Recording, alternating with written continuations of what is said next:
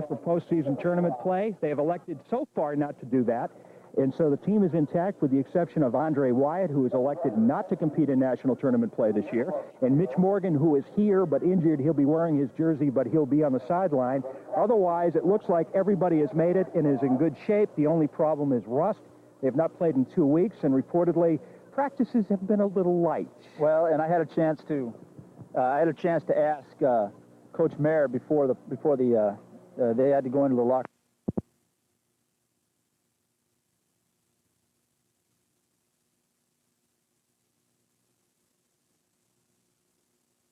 Turnout, so it will be interesting from that standpoint, although I'm sure all things are equal. It was equally as difficult for the Central New York Express to field the team for practices and deal with the weather as well. So sort of a leveling factor there. We've got the coin toss going out here right now, Bill, and representing CWI is Butch Lozo, I believe is how you pronounce it. I apologize if I mispronounced it, but I believe it's Butch Lozo with the coin toss from CWI. Okay. Now, CWI, of course, is the nonprofit sponsor of this game here tonight at Eastfield. Now, they're having the coin toss, and again, all the captains from both teams are out there in the squad. Pictures are being taken. And, of course, the Harvest Bowl Tournament Committee is out there as well, which includes Jerry Loftus, who runs the Mohawk Valley Utica team, as well as Jim Baker and Jerry Conine. Jerry Conine, the head coach of Johnstown, and Jim Baker, the president of the New York Amateur Football League. This is a great tournament, the 7th year for the Harvest Bowl Tournament, and the biggest tournament ever. And it was a major coup for the Green Jackets to get into this tournament. It was good for the Green Jackets. Green Jackets are rated number 2 in the seedings of this tournament, behind the Brooklyn Mariners. Pudgy Walsh has won another Garden State Football League title, and he's undefeated. And just a great history of football down there in Brooklyn. We would not meet Brooklyn unless we won our 3 games and Brooklyn won their 3 games. If so, we would travel to Brooklyn because they are seated higher. So there's a chance, if the Green Jackets win, to host 2 more games after tonight here, a chance. They'll host at least 1 more here, and then go down to Brooklyn, which is going to be quite a challenge. It most certainly will be. Now, the format, the way that it's laid out with the games, I believe it's every week. It's weekly now, aside from, did you say the 15th? It is, which is 15th. A bye week for all teams involved in this tournament. But other than that, it will progress weekly from here on out, with the Green Jackets hosting every game unless they make it to the championship, and Brooklyn does, like you mentioned. And then we're going to Brooklyn, right down into the middle, the heart of the city, which would be very interesting. I don't know if the Green Jackets have ever played down there before. Is that, to your knowledge, have they? To my knowledge, they haven't. I know they've played Brooklyn up here. I don't know if they've ever played a city team in the city before. We'll have to do a little bit of research. Staten Island was in the league 1 year, but I'm not sure the Green Jackets were in the division to play them or not. By the way, Syracuse, they have opted to add players to their team, and despite their impressive 9-2 record, the Green Jackets, the Express have added 7 players from the Montreal Titans team, including Steve Pantalakis, who will be starting on offensive line. Steve played for the Condors last year, played for the Green Jackets in postseason play, played for the Titans this year, and now playing for the Express. And you'll see Mac Charles out there as well. Mac, a big tackle leader for the Montreal Condors in the past. He's part of that delegation, as well as 2 players from Utica have joined this team. So Coach Chris Gorman has an opportunity, but also it makes his job a little harder because you're melding 9 players that are not used to your system into your team at very short notice, and usually because of the distances they travel without any practice at all. Right, and then you mentioned that the Green Jackets, of course, not adding anybody for this postseason, and typically it's always been the case where they've always added or tried to bolster areas where they felt they might have a weakness or somebody wasn't able to make the commitment to go on in this postseason tournament.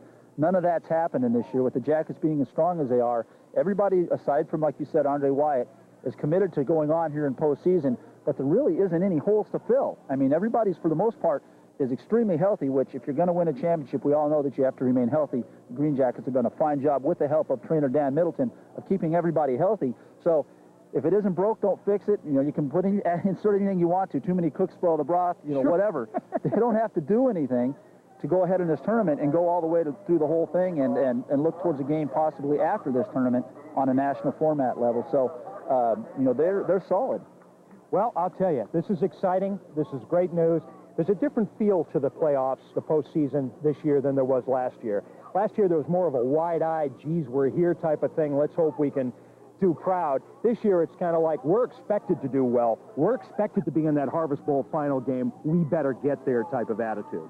Yeah, exactly. You hit it right on the head. And just even the overall appearance of the team. They look comfortable. They're calm. I would not expect them to come out here nervous. I wouldn't expect not to see any jitters because they got the Empire League Football Championship. Now, I'm not saying that they're content with that and that's it and they're going to be complacent and all the other things that might go along with that. They're eager to get into this tournament and do well and prove something beyond because of the 2 goals that they set previous to the beginning of the season.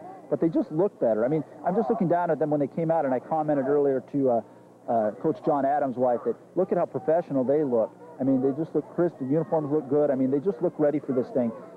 Even more than last year. I don't know. Maybe it's just perception on my part, but they just seem like they're even better, more of a team and better prepared for this postseason play. No question about it. Although light on practice, this team has got all of the ingredients to have a great postseason. 12-1 record on the line. New York State title on the line. Round 1 of the Harvest Bowl set to go. The Express kicking off to the Jackets. We're underway. It's a shorty. It's taken at about the 35, not taken at all. Ball loose at about the 35, put down at about the 36-yard line by number 25, Damon Walker. Yeah, that ball was going to stay in bounds, by the way, and that almost worked as an onside kick type of a pooch kick. I don't think it was intended to be, but if Damon hadn't have fallen on that, there was a guy there with the Express that was willing and able to fall on that ball right then and there, and he just about took Damon's head off, so Damon did a good job to field that ball. Crowd moderate here. We hope some more people will be filing in. It's a beautiful night for football. Then an unseasonably warm day for November 1st. The temperature hitting about 70, probably in the 50s right now, as Whitey Siska, Kevin Whitey Siska, wearing number 12, takes him out of the huddle. He has been the starting quarterback of record with the exception of 2 games over the last 2 years. He's done a magnificent job. Let's see what they do as the Green Jackets have great field position. 1st and 10 at the 36. Whitey back. He's looking right. He throws. Incomplete. Now, it almost looked like to me on that, from my vantage point, that Gabe was hooked a little bit there and pulled just as he was laying out for that football because I think Gabe would have had a good shot at that. It was extended out there where only Gabe could have gotten it, but I think he was hooked a little bit there by the defender for the Express. Green Jackets, again, with an impressive 12-1 record. They've had 12 wins before, a 12-6 record last year, a 12-4 record back in '97. Otherwise, they really haven't come close to that. I think the previous high total was 9 wins. Here they go right now. They're going to try to gun for 13 and set all new records here tonight at East Field. Siska, long count under center. Siska holding it. Whitey Siska looking right, trying to get around the corner. He does. Not a bad run, out almost the 45, 44.5-yard line. Well, I think Kevin Siska made something out of nothing there because I think that was a broken play. I think Dan McGovern was looking to go left with that, and Siska had intentions of going right with that, and he decided to take it on his own to make something out of nothing. The Green Jackets have been a very successful passing team. Dan Chandler catching for 923 yards. Gabe Young, 555. Glover, 296. And that doesn't include the great play of late of number 14, Larry Alberts, who's come on strong. So when you have 4 receivers of that caliber, all in good physical shape and playing, the passing game is really going to open up. And I have a feeling with 4, 2 and 2, going out for a pass on this one, probably going to see a pass right now for the Jackets in a 3rd down and 5 situation. Whitey back, throws up the middle. Glover was an intended receiver, and he gets mugged. And they're playing some physical ball, the Express, Chris. Yeah, they are, and I would expect to see that from them. They looked like a very physical team when they came out, and they just look like that type of a team that plays very loose and wild and likes to put hard hits on. And right there you saw Glover going over the middle. I think he knew he was going to get hit. It was extended out there in front of him a little bit, and he couldn't just get hold of it with his first grab there, and he took a lick for it, too, as well. Yeah, he did. And we're going to see a punt from the Jackets on their first series. Interesting. Dan Chandler, number 17. He's back to do the punting chores. Has had a magnificent season. We have no score if you're just tuning in. 13 minutes, 29 seconds. East Field, round 1 of the Harvest Bowl tournament. Green Jackets hoping to win this one. Look for a close game in the first half, folks. Don't think anybody's going to take complete dominance of this game as we get a nice kick out of Dan. That one's taken at about the 18-yard line. Still scrambling around the 20-yard line. Still moving. I believe it's Scott out to about the 40-yard line. And I'll admit to you right now, ladies and gentlemen, that these white numbers on these whatever jerseys are very interesting. Number 8 it was. Okay. Right, and that is Steve Scott. And we have a roster here, but we don't have the positions that they hold. Right. Just the height and weight and their number and name, of course. But I did know from checking early on that number 8, Steve Scott, is their go-to guy, their main man, call him what you will. Also, it must be dangerous on returns, as we just saw right there, a receiver on the offensive unit. So I don't know if he goes both ways on defense, but we should look to him for big plays tonight. And if the Express are going to win, he should be a factor. 5'8", Richard Dykes is the quarterback in the shotgun. Not a big guy in stature, but a big heart. He gets the ball. He's tucking it in. Dykes with the ball. He's looking for room, trying to go around to the left side. Dykes still running. Dykes out of bounds at the 46. Well, I think we have a late flag on the play, which is probably going to be a late hit on the Green Jackets out of bounds there on Dykes. But Dykes being the size that he is, actually 5'8", 185, he's going to have a hard time seeing the passing lanes and seeing over the line. So I expect to see him moving around a lot in the pocket and tucking the ball and running with it. And he appeared right there to be a very elusive guy. So he brings something a little different to the table than I think what the Green Jackets have seen in the Empire Football League, which is a quarterback that may be thinking run a little more than pass, even when he's in passing situations. So the Jackets like to pursue a lot, and they're a very blitzing or an attacking team. That may be difficult with Dykes out there and him avoiding that blitz and running for big yards. Well, not only did he do a good job running the football, but as a 15-yard penalty against the Jackets tacked on, great field position for the Express. They're at the 38-yard line. 1st and 10. No score in the first quarter here at East Field. Dykes, handoff, up the middle. Still running, looking right. Still moving, number 31, and we're trying to get all the numbers here. And that's Chris Beebe. Cortland High School, Cortland State. Cortland State, a kind of a hotbed for football, especially coaches in this state of ours. Very, very nice guy. I had a chance to meet with him very briefly before the game, and we expect to see Beebe running with the football quite a bit. Boy, it's quiet here tonight.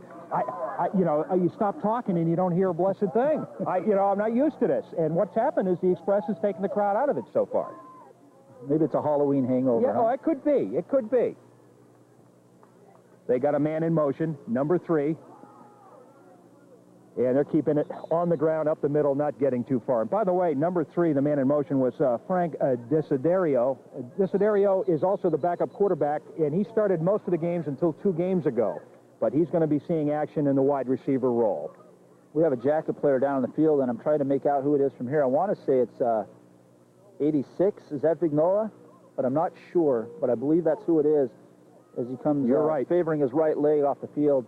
And we'll see what his status is in a little while here as the trainer, Dan Middleton, helps him off the field. But obvious passing situation, or I would think that it is here, with 3rd and about 4 or 5 yards to go, just about the 32-yard line. But I wouldn't put it past the Express to be thinking, okay, we're in 2-down territory here because maybe we can't kick a field goal of this length. So maybe not necessarily a passing situation. We'll have to see here as we see 2 backs in the set. Maybe they are going to run it. Here we go. 3rd down, about 4 yards to go. Going right. You called it right, Chris. Down to about the 27-yard line, I think, is where they're going to position it. Should be enough for a 1st down, and it is. I believe you're right. And right now, thus far, starting right out, it looks like they're going to take it right at the Jackets, and we're just going to do what we do best, which I think the Express, obviously, they like to run the ball. And right now, they're showing some movement, being able to gain a couple 1st downs on this first series, unlike what the Green Jackets were able to do on their first series, Bill. Well, it's very interesting when you consider the caliber of defense that the Green Jackets have. Take away the 20 against Scranton, take away the 21 against that off game against Springfield, and Green Jackets defense has been very stingy. They're going to have to tighten up right now. The Express moving the football up the middle, still running. Gain of about 4 or 5 on second effort. Good field position for the Express as they get down to around the 20 to the 19-yard line. Now, the Express are in the New York Amateur Football League, finished with a record of 8-2, and I believe that was good enough for the league championship, if I'm not right. Yeah, 8-2, and they beat the Monroe County Sting, the team that we beat at home here to begin the season in June for the title. And it was an 18-13 win by the Express, a tight game. By the way, Monroe County Sting got better and better once they left here. They played a very tough preseason schedule, then went into league playing very well. Here we go. And that was probably more than you wanted to hear on that. Ball down to about the 15-yard line. And the Express, I'm impressed with what they're doing, both on defense and offense, Chris. Well, they're a league champion, first of all. They finished 8-2. They've been in some tough games. And although the Green Jackets are seeded 2nd, by no means is this team a pushover. This is going to be a tough game for the Jackets tonight. I did expect the Jackets to come out quick, fast, and hard at first and maybe put the first points on the board. But the way things are going right now, it looks like that may not be the case. Now, remember, too, the Syracuse Vipers did not operate this year in the Empire League, so you have a great wide receiver and kickoff return man like Steve Scott on this team, and you have a great defender like Scott Irons, who wears number 77 for them on defense, coming over from the Vipers. These were Viper All-Stars that become part of an Express team. And when you add that to Mohawk Valley and Montreal and a few others, you are talking a high-caliber football squad. Can they all play together and get together tonight? It would be the only question I would have. Here we go. He's back. Dykes is moving. Boy, Dykes can throw on the run, too. Completed pass down there at about the 20-yard line. Well, I'll tell you what, and that's not an easy pass. He's a right-handed quarterback rolling to his left, so he has to throw back across his body. He did it accurately there and was able to complete the pass. It's going to bring up a third and about 6 or 7 to go, but we'll say 5, I guess, looking at the line, at the spot over there where the chains are, but he's showing good ability to move in the pocket and throw on the run. Dan Herman was the receiver there. Good job. And again, defense has got to be a little perplexed. Syracuse keeping moving the ball down. They play their home games, by the way, Liverpool High School, which is where the Green Jackets played them last year, and the only team in town right now.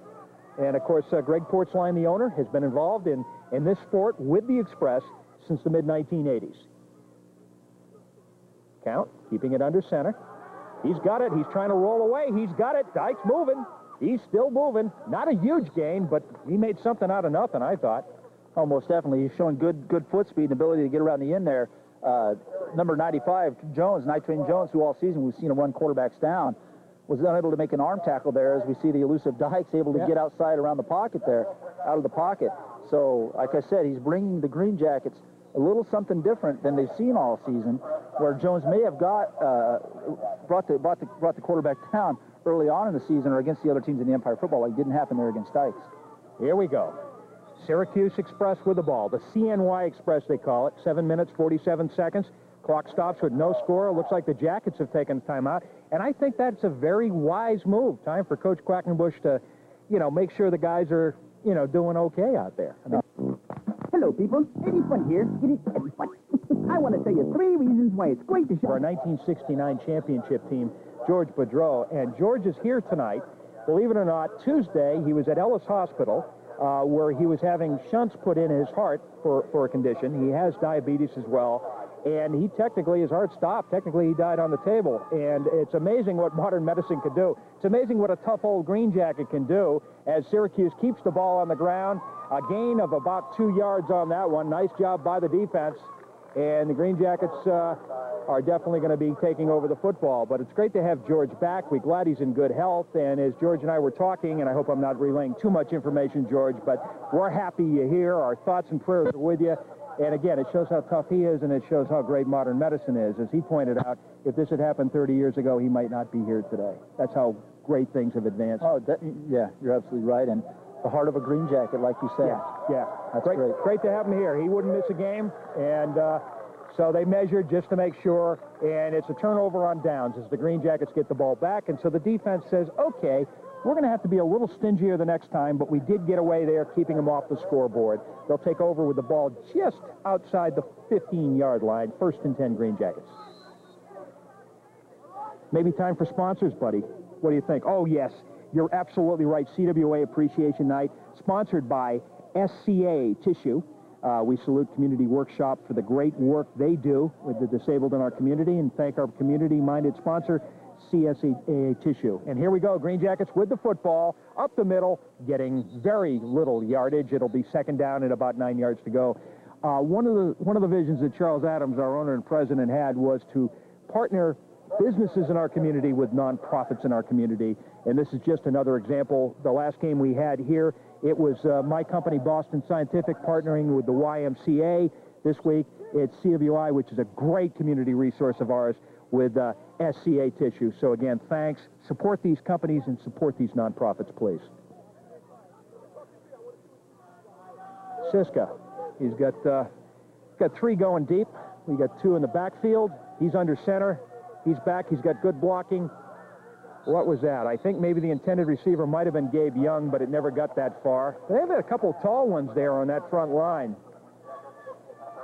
Yeah, that's Tremaine Henry, and if I'm reading it correctly, he goes 6'6" and 260. So when he gets his mitts up in the air, we're talking about 7 or 8 feet up in the air, so you know, it's tough to throw over that.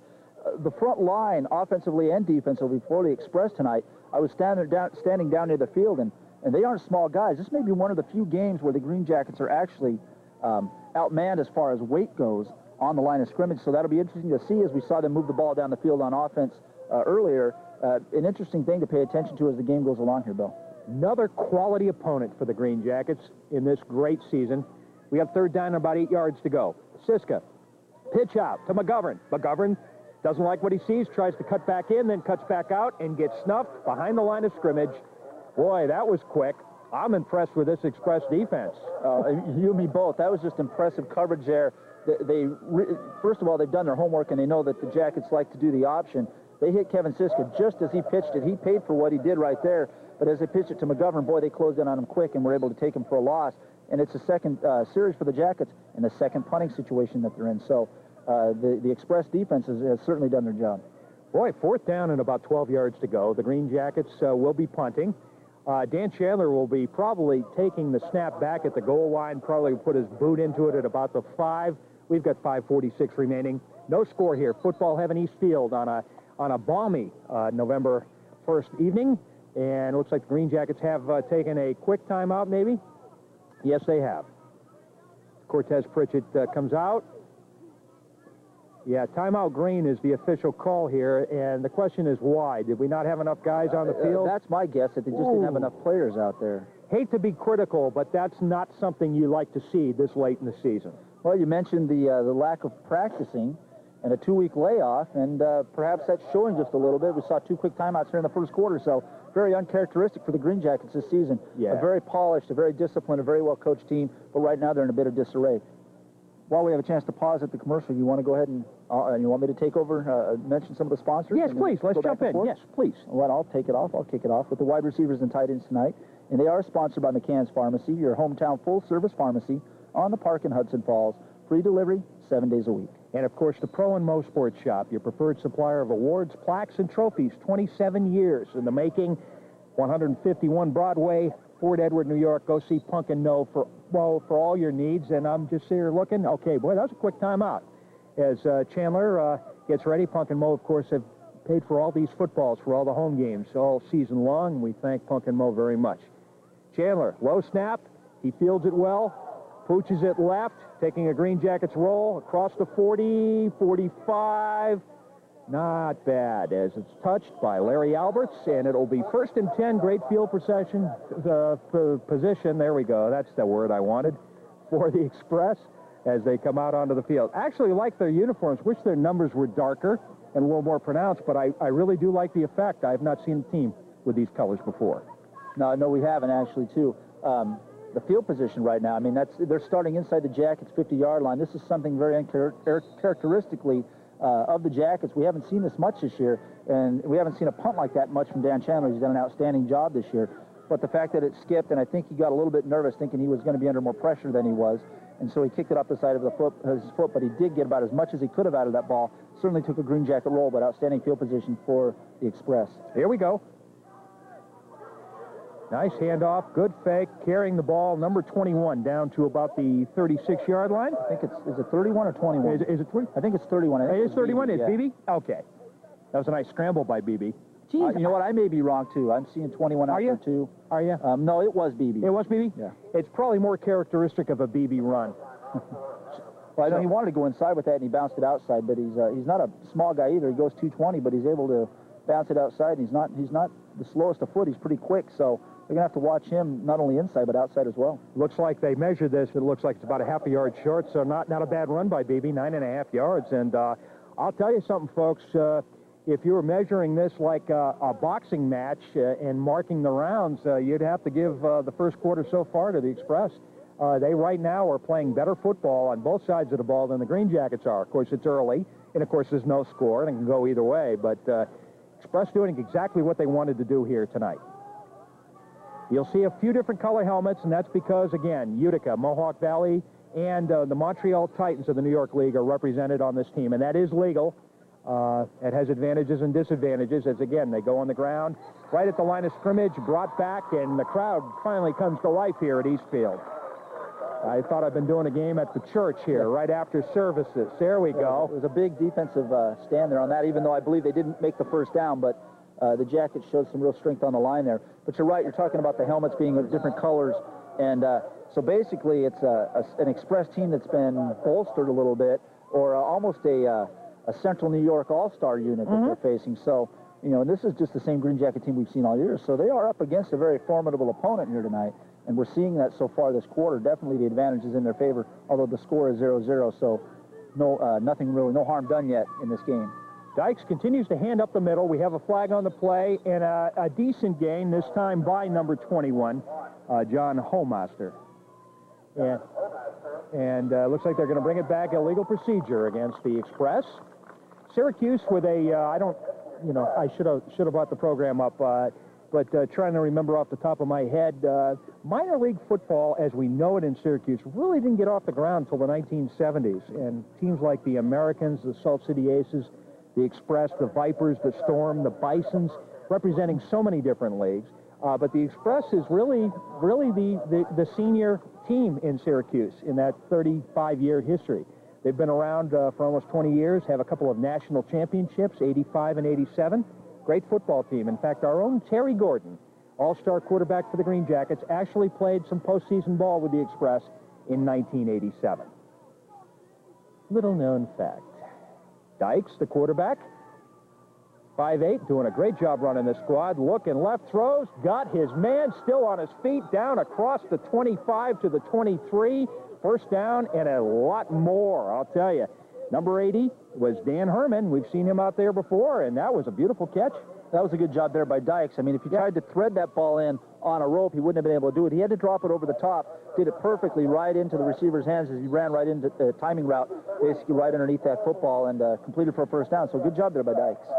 Green Jackets defense has been on the field most of the first quarter, and the Express, I have to take my hat off to them. They are playing great football here. Very few mistakes except for that illegal procedure move. Here we go, on the ground again, still running. Number 31, BB, he's down across the 15 to the 14. Close to a first down, it'll probably be about a yard short, though. Well, I mentioned he's 6 foot and 220. Well, you see his leg strength right there as he drug Gabe Young for about another 3 or 4 yards. So, yeah, I'm impressed with the Express, too, and it's maybe a little bit of a wake-up call for the Green Jackets. I mean, you have to wonder if they're maybe just a little bit flat, considering they had a 2-week layoff. But not only that, they won the Empire League Football Championship, which was such a high for them. So this is a bit of a wake-up call here in the first quarter for them. And, hopefully they'll be able to readjust and get themselves on track. But right now, they are getting pretty much dominated, though. They sure are. Here we go. Keeping it on the ground once again. BB again. BB still running across the 10. Brought down. And we have ambulance pulling up in the back, but they don't have their lights on, so I'm just wondering if they're stopping by and checking out the game and being available. I don't see any serious injury on the field, so we're just making sure we keep an eye on everything.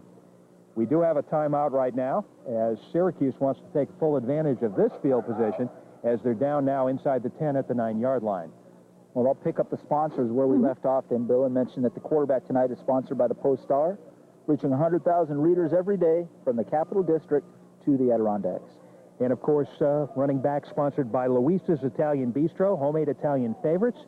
Great food, great prices, South Glens Falls. Give them a call at 745-5055.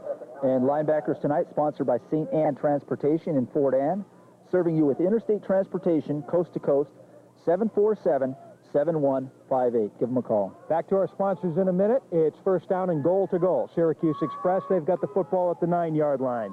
Mr. Dykes, number 12, gets him out of the huddle, handoff up the middle, cross the 5-yard line, brought down between the 4 and 5. BB again. BB is a workhorse for this team. He's in great shape.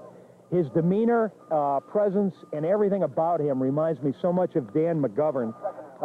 Two very focused, intelligent, well-spoken, and well-disciplined running backs. Well, he's a strong guy, BB is, as we see a nice tackle there by the Green Jackets. I think that's A.Z. Longmire with a hit in the backfield. So something to get the crowds off their feet a little bit here and let them warm their hands up a little bit while they can clap. But good job there by Longmire. We just haven't seen a lot of that tonight. And we are getting down here as the clock continues to run and could walk away here with a scoreless first quarter. Of course, the Green Jackets are hoping for that at this point. It's been a very, very surprising kettle of fish here as this game has moved along fairly quickly. No big plays. But again, if you're keeping score, ladies and gentlemen, on the card, Syracuse leading. Oh, my word, it is Dykes, and he didn't get anywhere. And the problem with Dykes is he is such a small guy, as we have a flag on the play. Dykes is not a big man. He is 5'8" and 155, 165, and I'd say that's a stretch. They're bringing that one back. The crowd really coming to life. Crowd loves these penalties. Sportsmanlike against the Express. Wow, that's surprising. Somebody in the backfield or something said something. Well, it came late, just after Dykes was already on the ground. Just at that moment, he threw the flag. I wasn't able to see it, but I think somebody came in just after the whistle and laid a hit on somebody. But whatever the case, and it backed him up and brought him in a fourth-down situation. And, it's a makeable kick for a decent kicker. I don't know what they have for a kicker, but it looks like we're going to see an attempt. I believe, if I'm correct, and there's been number changes, is 81 going to do the kicking? I'm not sure. They've changed numbers. I was told that Andy Gardner would be doing field goals. I see a 1 on his jersey, so I believe it may be it is 81. See, he usually wears number 99, and there was a last-minute change, and the quarter ends. No score, ladies and gentlemen, from East Field. We'll be back with second quarter action. This is Green Jackets Television. Did you know that many adults, like yourself, don't know they should be immunized? But no score. That's the key. 15 minutes back on the clock as we begin second quarter play. Andy Gardner going to be attempting a field goal here. It'll be a 41-yarder, and Syracuse going to try to get on the board. Snap is down, kick is up, and it's not going to go that far.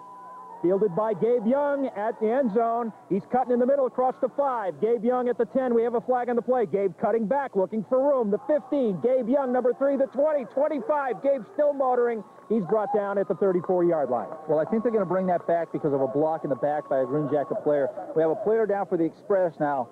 If you haven't seen that too often, a kickoff returned, it's not because that isn't something that's just unique to this league or this tournament. It's legal in every league and from high school on up to the professional level. It's just you usually see kickers miss over the end line, and it isn't returned. Of course, Gabe had the option of downing it there and taking it at the 20, but Gabe, knowing the kind of return guy that he is, thinks he can get more than just 20 yards out of it, and indeed that was the case. Unfortunately, it's going to come back with a block in the back, and it's going to be probably at about the 10-yard line or so or less, but... and we'll get a read here on who's down for the Express, but it's a big guy, Bill. It's definitely a big guy. Oh, he's getting up good. I thought for a minute there the way he wasn't moving at all. No, he's up, and he's walking off under his own speed. 61, huh? Who do we got at 61 there? Steve Pantalakis. Oh, former Green Jacket in postseason play. Montreal Titan, former Montreal Condor, veteran of Empire Football League action. This year opting to play with the Titans and staying in Montreal. Came down to help out his teammates on the Express. Kind of keeping it within the New York amateur family. We're glad he's fine. But he's played here at East Field before under a couple of different jerseys. And big guy indeed. He goes 6'4", 320, so he's a load for him to help up off the field. But it looks like he's going to be back in the game here. Jackets with the football and their work cut out for them. They have no score, and they're on the 7-yard line. Their own 7. As we take a look at the backfield there, which includes, of course, number 44, Dan McGovern. Let's see. Danny's got it, I think. Danny's moving. Boy, can he move. Out to the 16-yard line. That's big. Well, that's the longest run I think we've seen from scrimmage so far tonight. Yes. Oh, we haven't seen McGovern really get moving up the field. I think it's almost good for a first down. So, I mean, if we're going to see the Jackets not only get in this game, of course they're in this game, but do what they're accustomed to doing, we're going to see a lot of Dan McGovern and a lot of runs like that. McGovern comes out. Sakima Grimes, number 22, comes in, but we've got Gabe Young and Glover going wide right. Dan Chandler going wide left. Look for a pass here. Nope, keeping it on the ground. Sakima with it this time. Ooh, close to a first down. I think he might have gotten it. You know, this is the biggest, and just from what I've seen thus far this game, if there's anything that's the biggest difference for the Jackets, or test for the Jackets, at least on the offensive side, is right on the line of scrimmage. I think this is the toughest defense, or the biggest defense, that I think the Jackets have faced all season. So they're really being put to the test right now on that offensive line. This is a real challenge as Sakima comes off and Dan McGovern goes back in. Number 27, Mike Randall there in the blocking role in the backfield as well. Whitey Siska, of course, number 12, the quarterback. 3 guys going out for a pass, keeping it on the ground. 44, McGovern. Not a big gain. Boy, he hit that hole hard, and we have a flag on the play. I'm wondering if it isn't a face mask, but I'm not sure. Preliminary indication is against Montreal. Yeah, Syracuse. Here we go. Yep. George Fordring, stadium announcer, indicates that it's an unintentional face mask call, but face mask call nonetheless.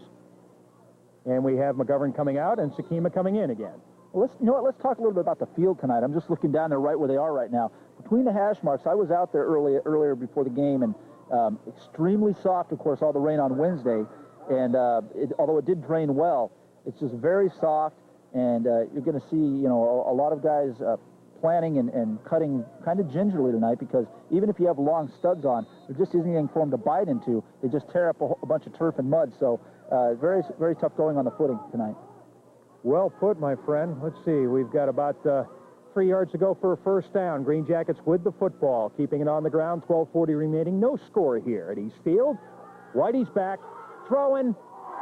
He was looking for Chandler. Incomplete. And not bad, but great defense. Yeah, it was good all the way around, actually. It wasn't a bad throw at all. It was a good throw there. Just great coverage there by Torrance Jackson.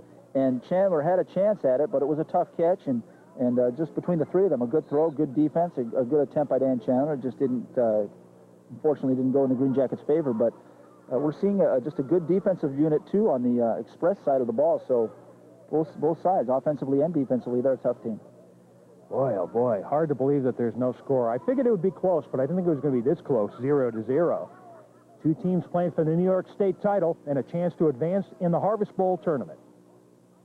Green Jackets keep it on the ground. Small run, gain of about 1. Maybe 2. Well, you know how you said that you didn't know that this game was going to be this close? I don't think the Jackets knew it was going to be this close, because about 6:30, 6:45, I was out in the field and I talked with a few of the players, and they said, who is this team? What are they all about? I don't know. I don't know if they look like much or whatever. I think the Jackets, were coming off a very big high in the win for the championship. So I'm not saying that they grossly underestimated them, but I think they did underestimate them a little bit. I agree with that. I totally agree with that. By the way, it was Randall carrying the ball, and they credited him with a first down. So it's 1st and 10, ball at the 30-yard line. Siska in the backfield with number 27, Mike Randall. 44, Dan McGovern. 3 going out for a pass. Whitey's back. He's got time to throw. He looks. He's got Chandler across the middle at the 41-yard line. I think they'll give him credit for his forward progress. That was nicely done, and if that holds, it's good for a first down. And the offense is coming alive. The offense is coming alive. The crowd's coming alive, and you can see the confidence level of the Green Jackets getting a little higher now, too. So it'll be interesting to see if they're able to sustain this momentum and actually move it down the field and put them in scoring position, albeit either 3 or 6 in the touchdown. But they are experiencing their best momentum thus far tonight. No question about it. We've had a few penalties of recent here in this game, but basically because of the lack of scoring and because of all the running plays, this half is motoring. We're down to 11:04 remaining. And again, no score. Green Jackets with the football, 1st and 10. Best drive so far tonight. McGovern pumping those legs, getting a small gain out of that one. They're going to be tough to run against up the middle. They're going to have to look outside and try to take the corners as time goes on here. Yeah, but that was Sakima, not McGovern. Right, and you're seeing Sakima doing something we really haven't had to see him do much this year, which is actually grind it out, churn and working some contact in there, and actually keep his feet moving and actually go forward for more yards after contact, more contact than he's actually seen this year even, because that was pretty bottled up there. But I also saw a little bit of extracurricular activity going on between Chris Glover and one of the defenders for the Express. So I think the Jackets are getting the idea now that, hey, this is going to be a battle tonight, and they're picking their intensity up a little bit, and I think their emotions are starting to get a little bit stronger, and I think their mindset's getting better, and I think they're finally in this game, I think, mentally now. So I think it took them a while, though, to get things rolling. Oh, it sure did. No question about it. The whole first quarter, they were stymied. Offense rolling right now. Sakima did come out. McGovern goes back in. Whitey making some adjustments. You can hear his signaling calls from here. Long count. Here we go. Back. Pitch out to McGovern. McGovern finding the corner. McGovern's got room. McGovern's across the 30, the 25, the 20, and he's brought out of bounds. But what a great run that was, and the crowd is on its feet here at Eastfield. Yeah, it's always great to see McGovern. I mean, you know that he can run up the middle, and he does so well, finds very small cracks and turns them into big gains. But when you see him turn the corner, you really can appreciate the quick acceleration and speed he has, because he blew away a few guys there, and it was only saved by a guy taking the proper pursuit angle, or he would have gone for 7. So, I mean, McGovern, we've seen all facets of him now, and that's kind of the way he is. He's a multifaceted running back, and he's a threat, and teams have to watch out for him. We have a timeout here as Coach Tommy Mayer has a chance to go out and talk with his offense. This is really a great football game when it's this close, when you know that it's not luck that it's this close either. It's Syracuse playing very good football, Greenjackets trying very hard, but so far, just on this drive here, we're beginning to see them find their groove offensively. Two great defenses, though, no question about it. And this is a salute to both leagues, and it shows the parity between the New York League and the Empire Football League. And, of course, as I've hinted, and we've seen in some pregame interviews, there's a number of people on both sides that would love to see these two leagues come together in some way and really turn it into a super league. Well, how great would the battles be in the level of competition if they were able to do that? I mean, you're seeing it right here tonight. I mean, so many times we've watched games this season where the Greenjackets, they would have already been decided by now. Yep. Just the final outcome is all we were waiting to see. I mean, I'm enjoying this. This is great. And for those Green Jacket fans and the people that are pure Green Jackets all the way through and through, they may be saying, this is a little too close for me. But, and I'm definitely... I love to see the Green Jackets roll to big victories, but I'm enjoying this close game because it's good football. Not only is it close, but it's good football. Well, if they can win this after being tested, this sets them up better for the tournament than if they were rolling over like last year in the USFA. There was one opponent that really wasn't in the same caliber as the Green Jackets. This is good for football, good for our level, good for the Jackets. Whitey Siska under center, long count. McGovern with the football. He's found room in the middle. McGovern standing up. That is a phenomenal run. Dan McGovern, touchdown. Yeah, outstanding run. I mean, how many times this season have we seen that? Exploiting a small crack, doesn't need a big one. Right. But he breaks the arm tackles and goes right through there, and they don't know what hit him, and by that time it's too late, and he goes in for a touchdown, and he did it again once again, and the Green Jackets draw first blood. I know they expected to draw first blood, but I don't think they expected it to happen this late in the first half. A guy who truly enjoys the sport. We had an interesting ride home from Watertown. I won't get into all the side stories that involve legalities on that trip coming back. We did have a nice conversation with the New York State Police on that trip. But putting that aside, it was interesting to hear Coach Quackenbush and Dan talking about the game. I was able to ask them a lot of questions about how they feel. I talked to McGovern. I said, you just seem to get out there and you just kind of do it, and it works. And he says, you rely on your instincts more. You rely on your training and your instincts, and you just do it. You don't think about it. And I think that's one of the keys to his success. Then you add to that, he's got great natural physical ability. Well, I mean, they talk about a running back and what running backs need to be successful. And they need to be tough. And, McGovern, of course, he's put together well. He spends time in the weight room. That's obvious. It shows in his, the way he's put together. But he's got great heart. He's a smart player, but he's got great vision. And any great running back has great vision, and McGovern has good vision. Bagstad in to add the extra point. Chandler holding for him. Long count. Snap, caught, blocked. Woo! That hurts, and that should not be held against the kicker. That was a snap that Chandler did well to grab a hold of and try to bring down. Unfortunately, the kicker goes into the books as having... How does that work? He didn't put a boot into it. It still shows up as a... How does it show up in the record? Well, on a kicker's stats, I mean, it may say in the box scores kick block. Right. But on his stats, that's going to go against him as a missed extra point, which I always have been against that. Of course, being a kicker, I mean, anything that the kicker is directly responsible for, so be it. I mean, put it all on his record.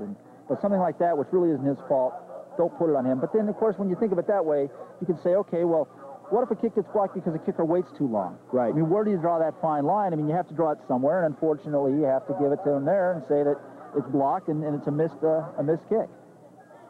Well put, because I look at that, and, a lot of times people just look at the box score, the stats, so to speak, and Usually a pretty good story behind some of those stats. Boy, oh boy, I'll tell you, we're in the second quarter here. The Green Jackets only leading 6-0, and that on 2 great runs by Dan McGovern to get them in there. But other than that, this game is really even Steven. As Vinny gets set for the kickoffs for the Jackets. Boom, he puts a boot into it, going a little bit left, taken at about the 15, across the 20, 25, 30, brought down at the 34-yard line. Wow, nice run, though. Vinny's his footing was a little precarious there. He slipped a little bit on that kickoff. It's a little bit shorter than what he's used to. Talking with him earlier, they weren't too happy with the way the footing was out there. The kickers I'm talking about. So, and he's shaking his head too. But, you know, I hope that extra point, this game being as close as it is, isn't a factor, but it very well could be. We haven't seen the Jackets miss many, by the way, this year. No, either. No, that's for sure.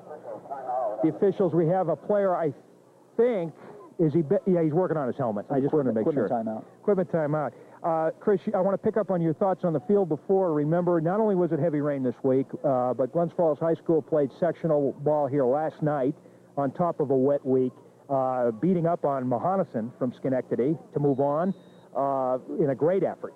But this field has had quite a bit of usage. Glens Falls High School, of course, playing, I think, 3 weeks in a row here, and the Green Jackets back after a couple of weeks off.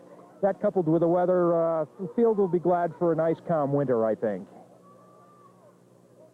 DPW does a great job, though, maintaining this facility. I was just going to add that for the time of year, it's still in outstanding condition. Here we go. Quick pass back. Got his man, but going nowhere. The safety pass does not work. Sometimes the screen does it, and sometimes it doesn't. Well, a screen does it when it's fast to develop. That was very slow to develop, as Dykes had to loft that ball over to his receiver, being as short as he was, and it was still deflected, I think, by I'm not sure who deflected it for the Green Jackets, but when he's that short, he had to throw it like that, and it took a while for the receiver to catch it, and the Jackets were able to converge and make the tackle. But you have to hit those quick and let the receiver get moving, and it just didn't happen there. Poor Thomas Cook, he got the football, did well to get it, and then saw a wall of green approaching, and did well to hold on to it after that. So slight loss there. Syracuse with the football. The Central New York Express from the New York Amateur League. They're the champions of that league. Round 1 of the Harvest Bowl Championship and New York State Championship. Keeping it on the ground. Looking right. Still moving. BB got a good head of steam. He's across the 40 to about the 43. Well, BB's not that slow. He was able to bounce that outside. That wasn't his first choice. That play was designed to go more inside. And he bounced it out and turned the corner around the end, and he's done it earlier on in the first quarter, and he did it once again there for a good gain. But BB's pretty quick, too. You know, McGovern is quick around the end, too, but BB's pretty darn quick, too. No question about it. 6-0 to score. 7.5 minutes left here. Football heaven Eastfield. Bill Callahan along with Chris Trennan. Green Jackets trying for the 13th win of this phenomenal record-breaking season. They're leading, but just 6-0. This is ever so close. Dykes is the quarterback, wearing number 12 for the Express. Only 5'8", but man, big heart, and he's doing the job running this offense. Green Jackets stop the run off the right with a slight loss as well, and it looks like they're going to have to punt.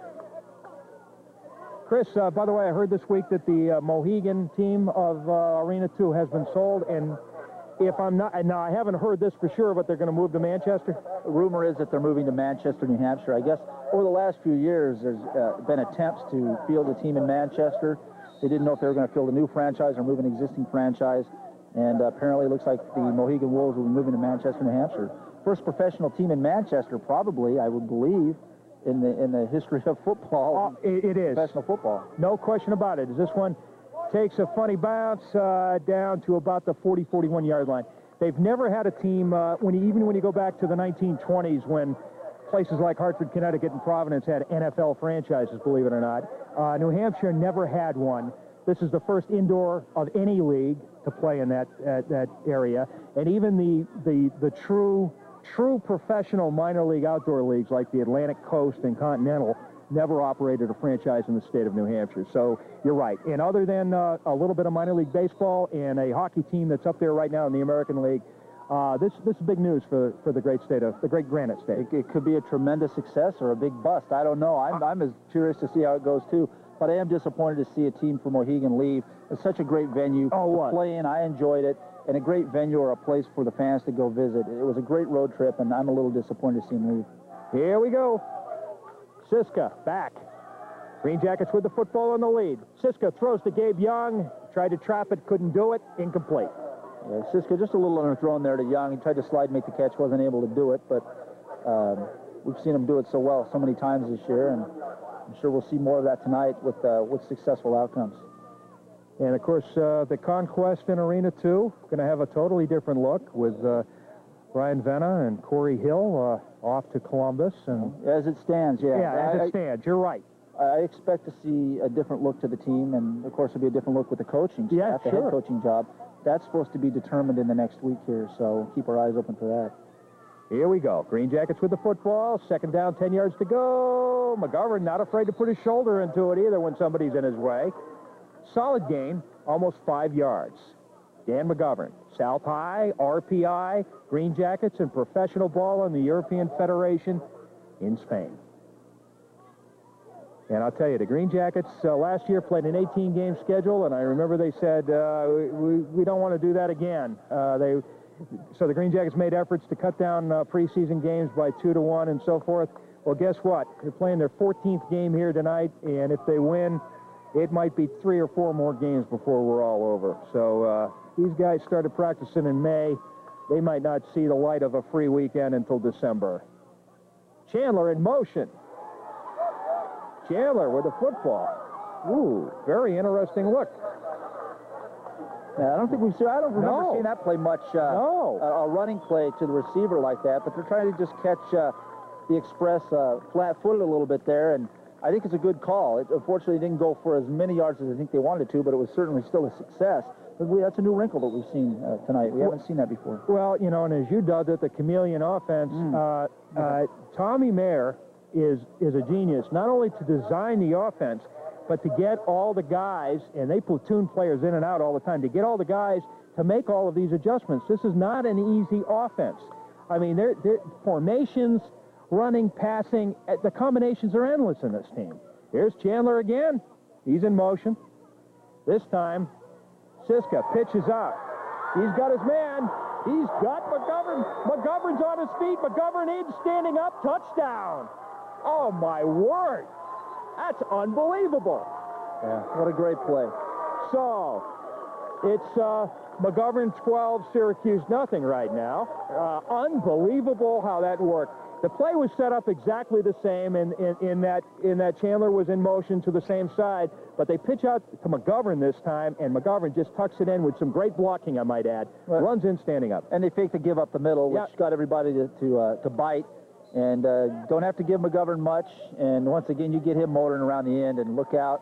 And some good blocking there to seal for him. And then McGovern just did the rest and took it in. But that's how powerful and quick scoring and quick hitting the Green Jacket offense is. And once again, we see what they've done all season long. Man, another touchdown for the Jackets. It's nice. Unbelievable. Well, let's see if Bagstad can get this one in and get a chance to kick this one, which he really didn't the last time. What was that? Ooh, funny snap again. Nope. Chandler tucking it in. Dan Chandler looking. He's throwing. Got his man in there for 2 points and dropped. Oh, Lord. Yeah, that quiets things down a little bit. So instead of 14, we got 12 points on the score. Was that Jenkins or Sylvester that dropped that? I think it was Jenkins, but I'm not sure. I'm still looking for the number here. Well, you know, sometimes the easiest catches are the hardest ones. You know, I mean, when you have no pressure on you and you're just standing there watching the ball come to you, that's when you have too much time to think and you drop the ball and then you hate yourself for it later. But that had 2 points written all over it. Unfortunately, it wasn't, and let's hope it doesn't hurt the Jackets as the game goes along here. Yeah, we hope not, because although the Green Jackets have a 12-point lead, 12-0, we're still seeing kind of a Johnny one-note situation. It is Dan McGovern right now really having a super game, but the rest of the crew has really got to get caught up here.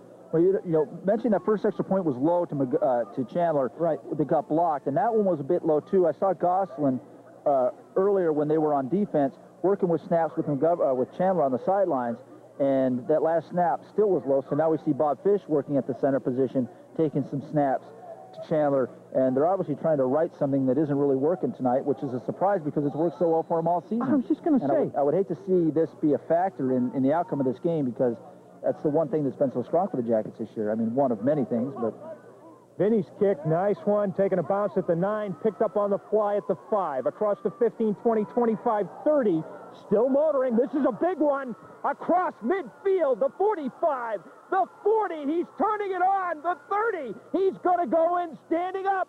Scott for a touchdown, the Express, no flags.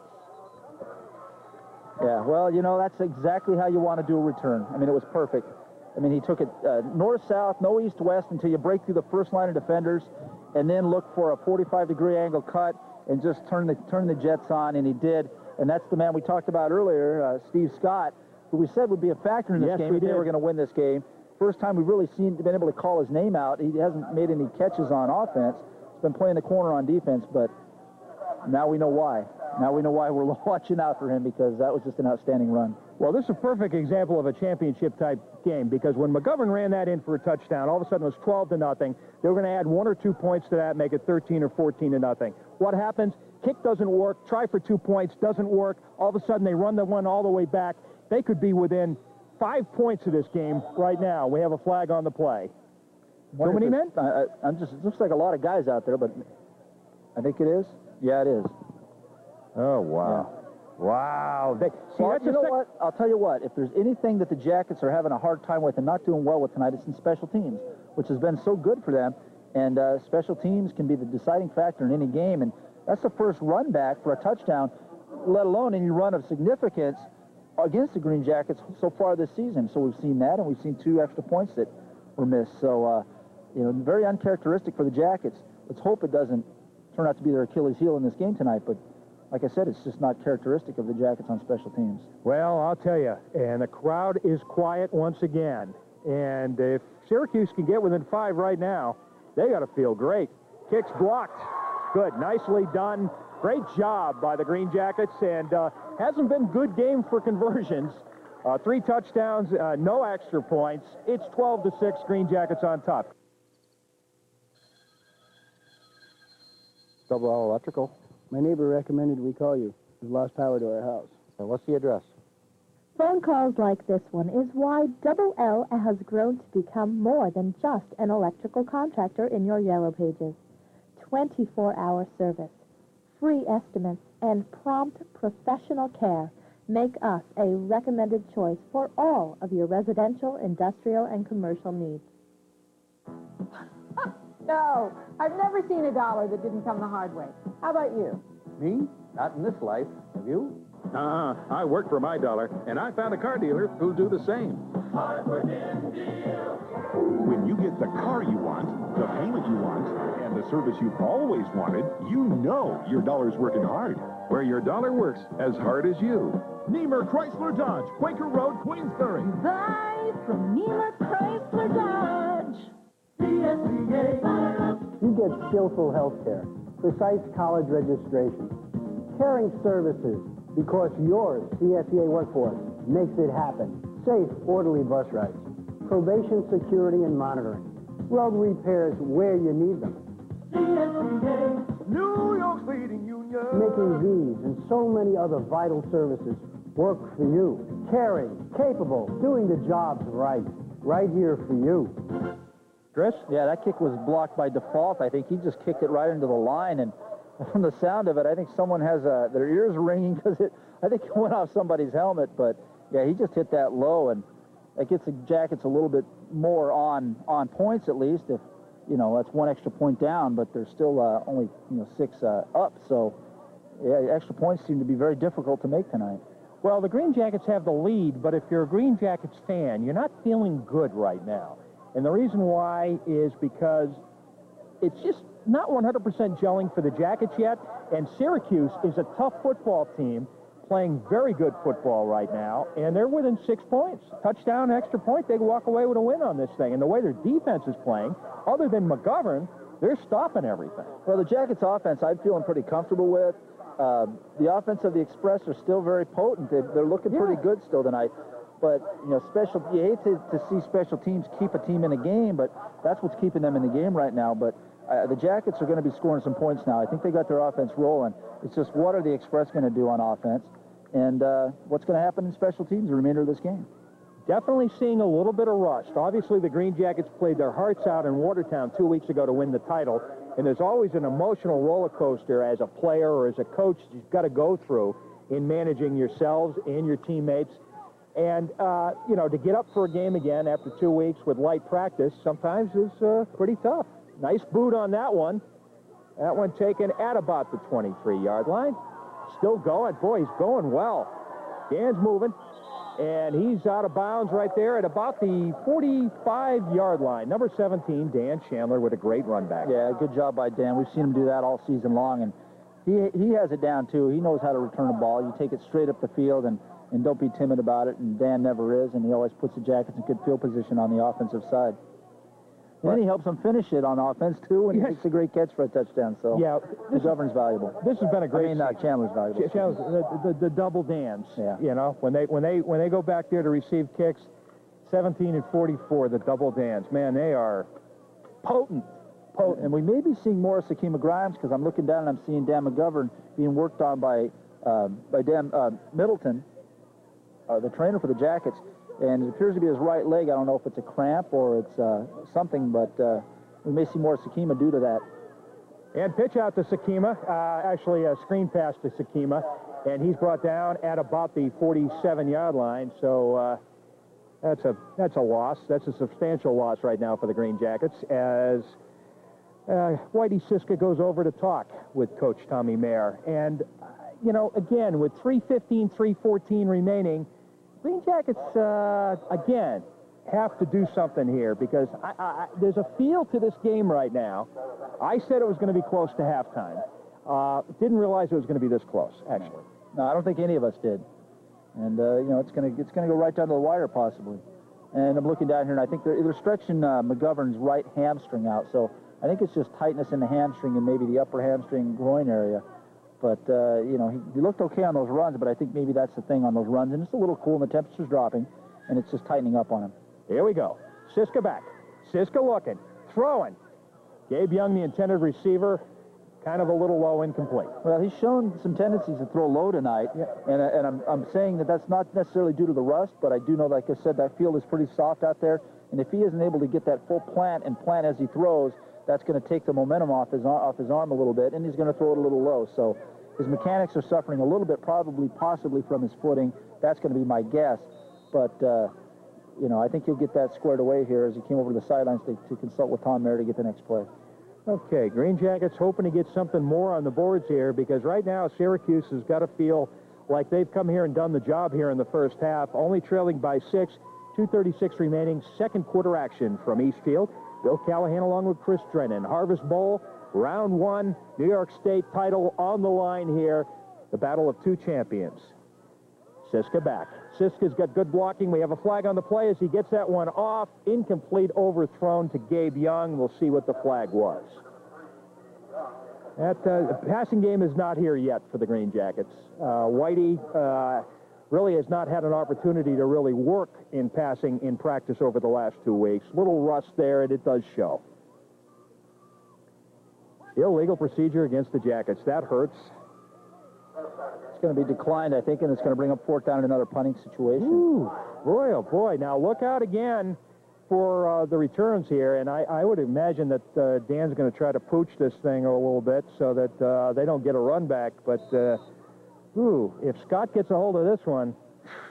Yeah, my intentions all night in the special teams department are either on kickoffs or on punts. It's easier on punts because you don't want to kick off out of bounds, but I'd be certainly punting away from Scott all evening.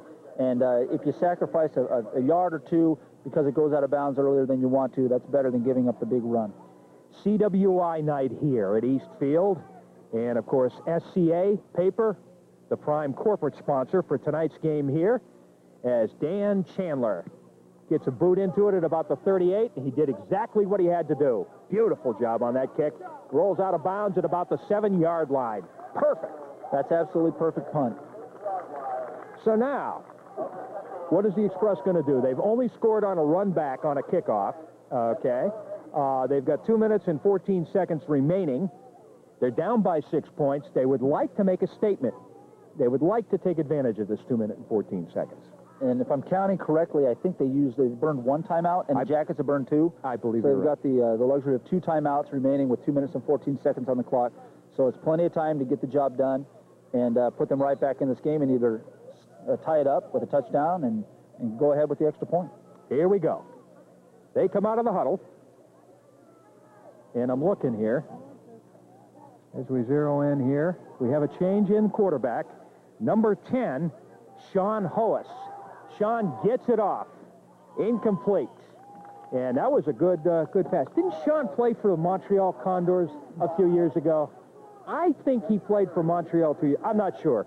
I'll have to ask that at halftime if I possibly can. Hoas, number 10, in at quarterback, probably trying to add to the passing game is what he's doing, because certainly the other quarterback that they've had in there, number 12, Richard Dykes, has certainly done a good job running the offense, but they just haven't been able to score an offense yet. Yeah, and you know what? I'm not so sure that if I were coaching, I'd make that change.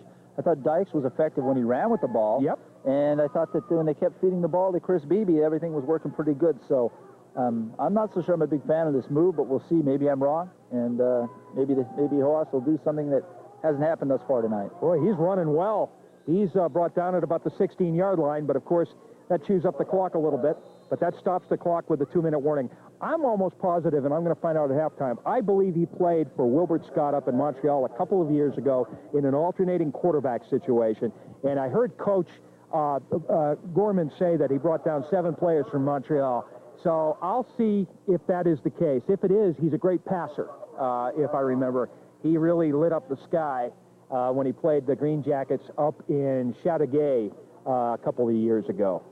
In fact, we had to win that one in overtime. Well, I'll tell you what, if he's more of a traditional passer or a traditional quarterback, that's going to play right into the defense that the Jackets like to run. So, maybe I would think that the Express did their homework and know what the Jackets throw at him defensively, but that remains to be seen. But if he's more of a traditional type of quarterback, we may see some pressure on him and some sacks and typical stuff that we've seen from the Green Jackets defense all year.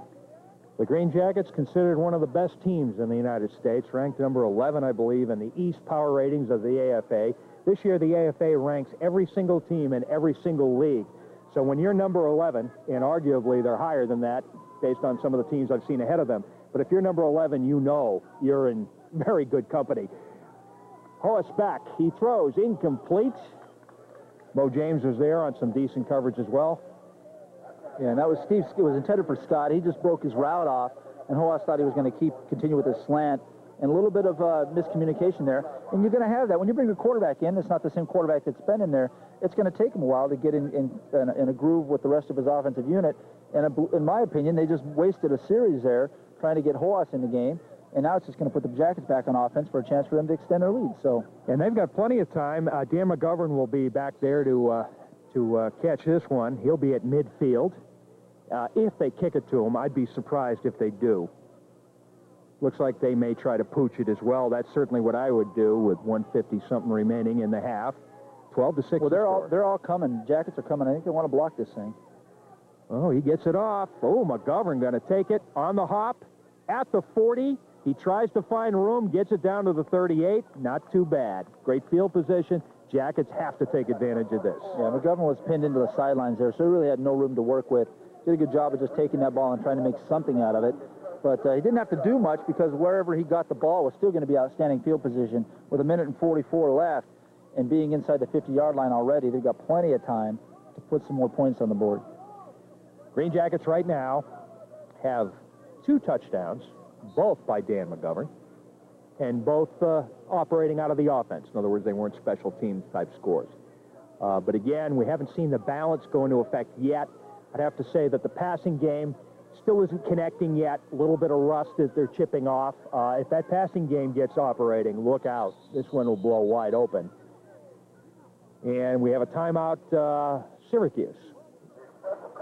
The Express, of course, can't take it with them, so they might as well use them. And they definitely want to stay within 6 points on this game. That would be a great victory for them on the road. So while we pause for the timeout, I'm going to mention our sponsors once again. Let's do that. Wide receivers and tight ends tonight, sponsored by McCann's Pharmacy, your hometown full-service pharmacy on the park in Hudson Falls. Free delivery, 7 days a week. The offensive line, sponsored by the UPS store, mailboxes, etc., is now the UPS store for all your copying and shipping needs, located in the Hannaford Plaza on Broad Street in Glens Falls.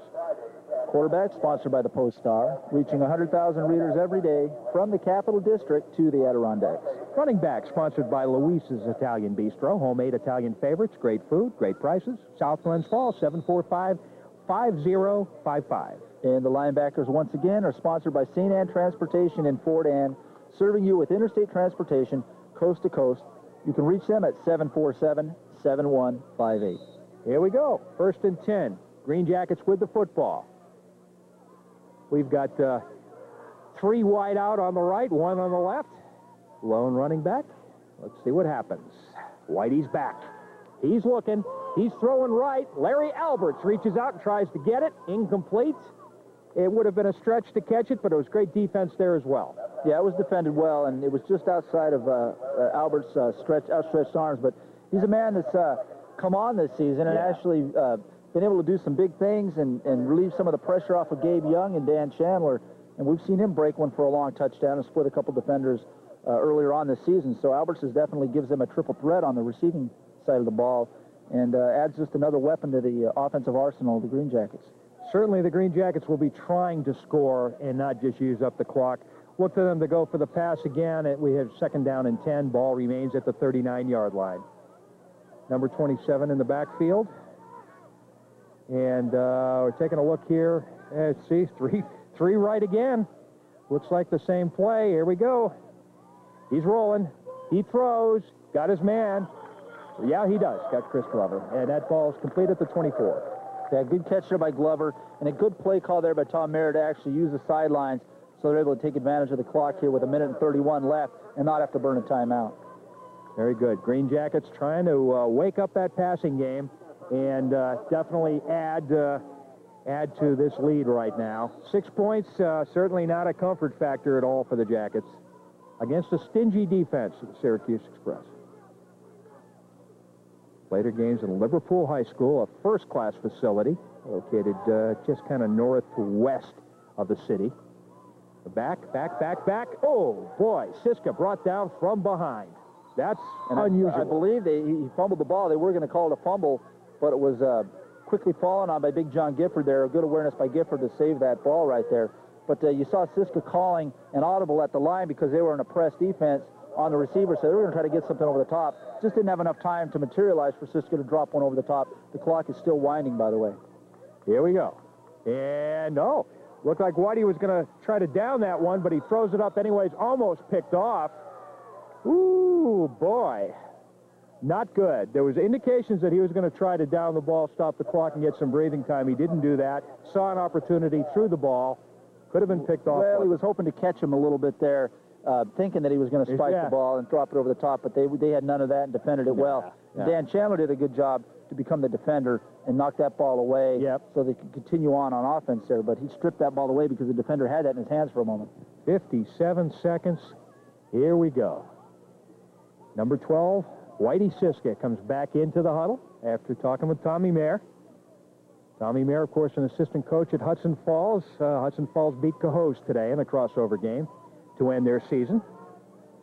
There's a lot of busy football folks on this team, including John Rowan and a number of others who work with high school programs around Section 2 in New York State. Well, we've got a stoppage of play here, but it's 3rd and about 14, so we have a timeout. Timeout? Was it a timeout? Yeah. No, it was it's a penalty. Game. Yeah, delay of. Oh, that's so, a bad. Well, not only what it's doing now, of course, you knew it was 3rd and long, it was going to be a definite passing situation, but now it brings up 3rd and very long. But now you're talking about jeopardizing their field goal position. Yeah, you're right. I mean, you're really taking them out of range now because the footing isn't that great, and now you're looking at about close to a 50-yard field goal. They at least want to get about 6, 7, or 8 yards on this play if they don't get the first down to give Bagstad a good chance at a makeable field goal. And what you're doing, too, is you're keeping Syracuse in the game mentally. You're keeping them pumped up. These guys know they're in a great football game, and they know they're doing many things well. Offense still hasn't gelled, but if their offense gets on track, this is going to be a tough second half. Siska staying in the shotgun this time, 57 seconds remaining. Green Jackets 12, the Express 6. Oh, bad snap. Okay, McGovern, nice job picking that one up with a hop. Only McGovern could pick this up and actually turn something into it. What a great hop. He's down almost. Unbelievable. Unbelievable run. That was a nothing play. Most teams would have just hopped on the ball and taken the big loss. McGovern picks it up. Where does he get the wheels to do that? He's just got great foot speed. But what he did, too, was also give them the option, at least, of attempting a field goal or going for it here on 4th down. Now, it looks like they're going to keep Siska in the ball game and go for the first down. But, you know, with that snap, we're seeing the same thing with those longer snaps tonight. I don't know what's going on tonight. What's different for the Jackets? I don't know if the ball's wetter. Maybe they're wearing gloves. They're not the same gloves they wore before. But that's just not characteristic of the Jackets. I don't think I've seen one go over his head from the shotgun position any this season. That's the first one I think I've seen that I can recall. I don't know. I don't know if they're just not up for the game. It's such a drain to go to Watertown and win a title. Here we go. Siska, hold on to it. Throwing. Looking for Gabe. Picked off. Boy, oh boy, that hurts. And that's got to give Syracuse a lot of momentum here with 30-some seconds left. They're going to have the football 1st and 10 at their own 20, but not real sharp by the Jackets. Well, and that's Steve Scott once again. That's Central New York's answer to Dan Chandler. And he's their Iron Man. He's playing defense. He's playing offense. We've seen him return that kickoff for a touchdown. So he's definitely a factor thus far in this first half, and he'll be a factor in the second half if they are going to come back on the Jackets and win the game. But yeah, we're seeing that. You say that the Jackets offense just really isn't clicking tonight, but you have to give credit to the Central New York Express defense for making the offensive unit of the Green Jackets just a little bit off, because they're doing a heck of a job on defense, and that's why the Jackets aren't clicking on offense like we're used to seeing. Here we go. And Hoasin still in at quarterback. And they're going to be passing. No surprise. No, he tries to tuck it in, and he gets snuffed. No, he squirts out. Quarterback keeper at the 24-yard line. Yeah, and I'm not so sure that's what he wanted to do. No. In fact, I really don't think he did, especially with the time that remains on the clock. As we see them take, I believe it's their 3rd and final timeout, if I'm not mistaken. Now they got 28 seconds left, and they're going to have to work the sidelines or get a big play. My guess would be to work the sidelines for at least a couple first downs and then think about getting something big down the field. I don't think the Jackets are going to give up anything cheap. I think they're going to play a little bit loose, a little bit of prevent here so that they don't get burned on a deep pass or something like that. But 28 seconds isn't a lot of time when you have no timeouts. Coming in for the Green Jackets, number 77, Will Edwards. We used to call him the wheelbarrow. That was his nickname. I haven't heard that in a few years. Yeah, I remember that. It was a few years ago. Yeah, it was. Ball at the 23-yard line. Syracuse Express would love to get on the board one more time, but they're going to have to go for the end zone with no remaining timeouts as far as we know, and with only seconds left on the clock. Here we go. High snap. He wasn't paying attention. Boy, oh boy, that was not a pretty play. It was like the quarterback was distracted when the snap came up. Snap was probably a little high, but with focus, that would have been no problem. Now, he just glanced away for a second. Yeah, he did, didn't he? The only person that was aware of anything on that play was the big offensive lineman that fell on the ball to save it for him, because that would have put the Jackets in a definite makeable field goal situation. We would have seen Bagstad come on and attempt a field goal. Clock continues to run here, folks. And that's it. Kind of going out with a whimper here in the first half, ladies and gentlemen. Green Jackets lead by a score of 12-6, but I don't think either team is happy with overall performance. I think both teams are happy that it's close. Well, you know, and if you're a fan of close football, in big games, this is it. But if you're a Green Jacket fan, although Halloween was last night, I think it's still a little scary tonight. Yes, it is. You know, 12-6 at this point in the first half, at halftime actually, is something that Green Jackets and Green Jacket fans aren't accustomed to this year. Well, we're going to wrap this up, take a break here. We'll be back with third quarter action in a few moments. It's the Green Jackets 12, the Syracuse Central New York Express 6. Third quarter action returns. This is Green Jackets football. Boy, this evening goes by quickly. It's a Saturday night here, football heaven, East Field. Bill Callahan along with Chris Drennan. It's the New York State Championship game, round one of the Harvest Bowl. The Empire Football League champion Green Jackets hosting the Syracuse Central New York Express. It's a close one as expected at half. The Green Jackets leading by a score of 12-6. And all in all, very interesting kettle of fish we have, my friend. Well, you know, if you just like to watch a good football game and a close game, this is a great one. If you're a Green Jacket through and through and you bleed blue and gold, blue and gold, I'm colorblind. If you're bleeding, green and gold, then you're a little bit nervous, and you'd really like to see the Jackets with a little bigger lead. But all in all, like you said, it's an interesting game, and it's going to be a very interesting second half, without a doubt. No question about it. Green Jackets have their work cut out for them. Syracuse with a couple of big plays, namely Mr. Steve Scott, number 8, and this thing could be very different. Had a chance to talk with him, and he said, I have another one for you in the second half, and somehow when he says that, I believe him after watching him over the last couple of years. Well, I'm not going to question what he says right now, because he showed us a lot in the first half, intercepting a pass at the end of the half, running that kickoff back for a touchdown, the first one that we've seen run back against the Green Jackets all season, and just been a factor on defense and on offense as well. So he's the all-around athlete, the Iron Man of the team, resembling very much the Green Jackets' Dan Chandler, and he's the guy that the ball's going to have to funnel through the second half if they're going to stay in this game and win this game, that being the Central New York Express. Want to thank Luis's Italian Bistro, homemade Italian favorites, great food, great prices, South Glens Falls, 745-5055 for sponsoring the running backs for the Green Jackets all season long. And sponsoring the wide receivers and tight ends is McCann's Pharmacy, your hometown full-service pharmacy on the park in Hudson Falls, free delivery 7 days a week. Vinny doing the kicking off. Talked to him briefly. He's not happy with his kickoff so far. This one's a sweet one, though. Taking it to 15, across the 20, 30, cutting in the middle, brought down at the 32-yard line. Ball is loose. If the Green Jackets have this would be huge. But I have a feeling they're saying the whistle. Stop the play. Wow. And before we get the next play off, and I don't know if we won't be able to give any comments on it, but we'll read the list off. I think maybe we'll do it that way and maybe comment on them later. But we've got the postseason honors, and the Green Jackets, of course, it's a who's who's, and they represent the team well in the postseason honors in the Empire Football League, starting off with none other than the Coach of the Year award, Tom Mayer and Pete Quackenbush, equally deserving, both of them, as co-head coaches, earning Coach of the Year award. And then offensive MVP this season, Kevin Siska. He was the Rookie of the Year last year, if I'm not mistaken. Yes, he was. And now, since he's a seasoned veteran, he's offensive MVP this year of the league. Well deserved. Offensive Rookie of the Year, Sakima Grimes, a great addition to the Green Jackets and a great player for the Jackets for years to come, I hope.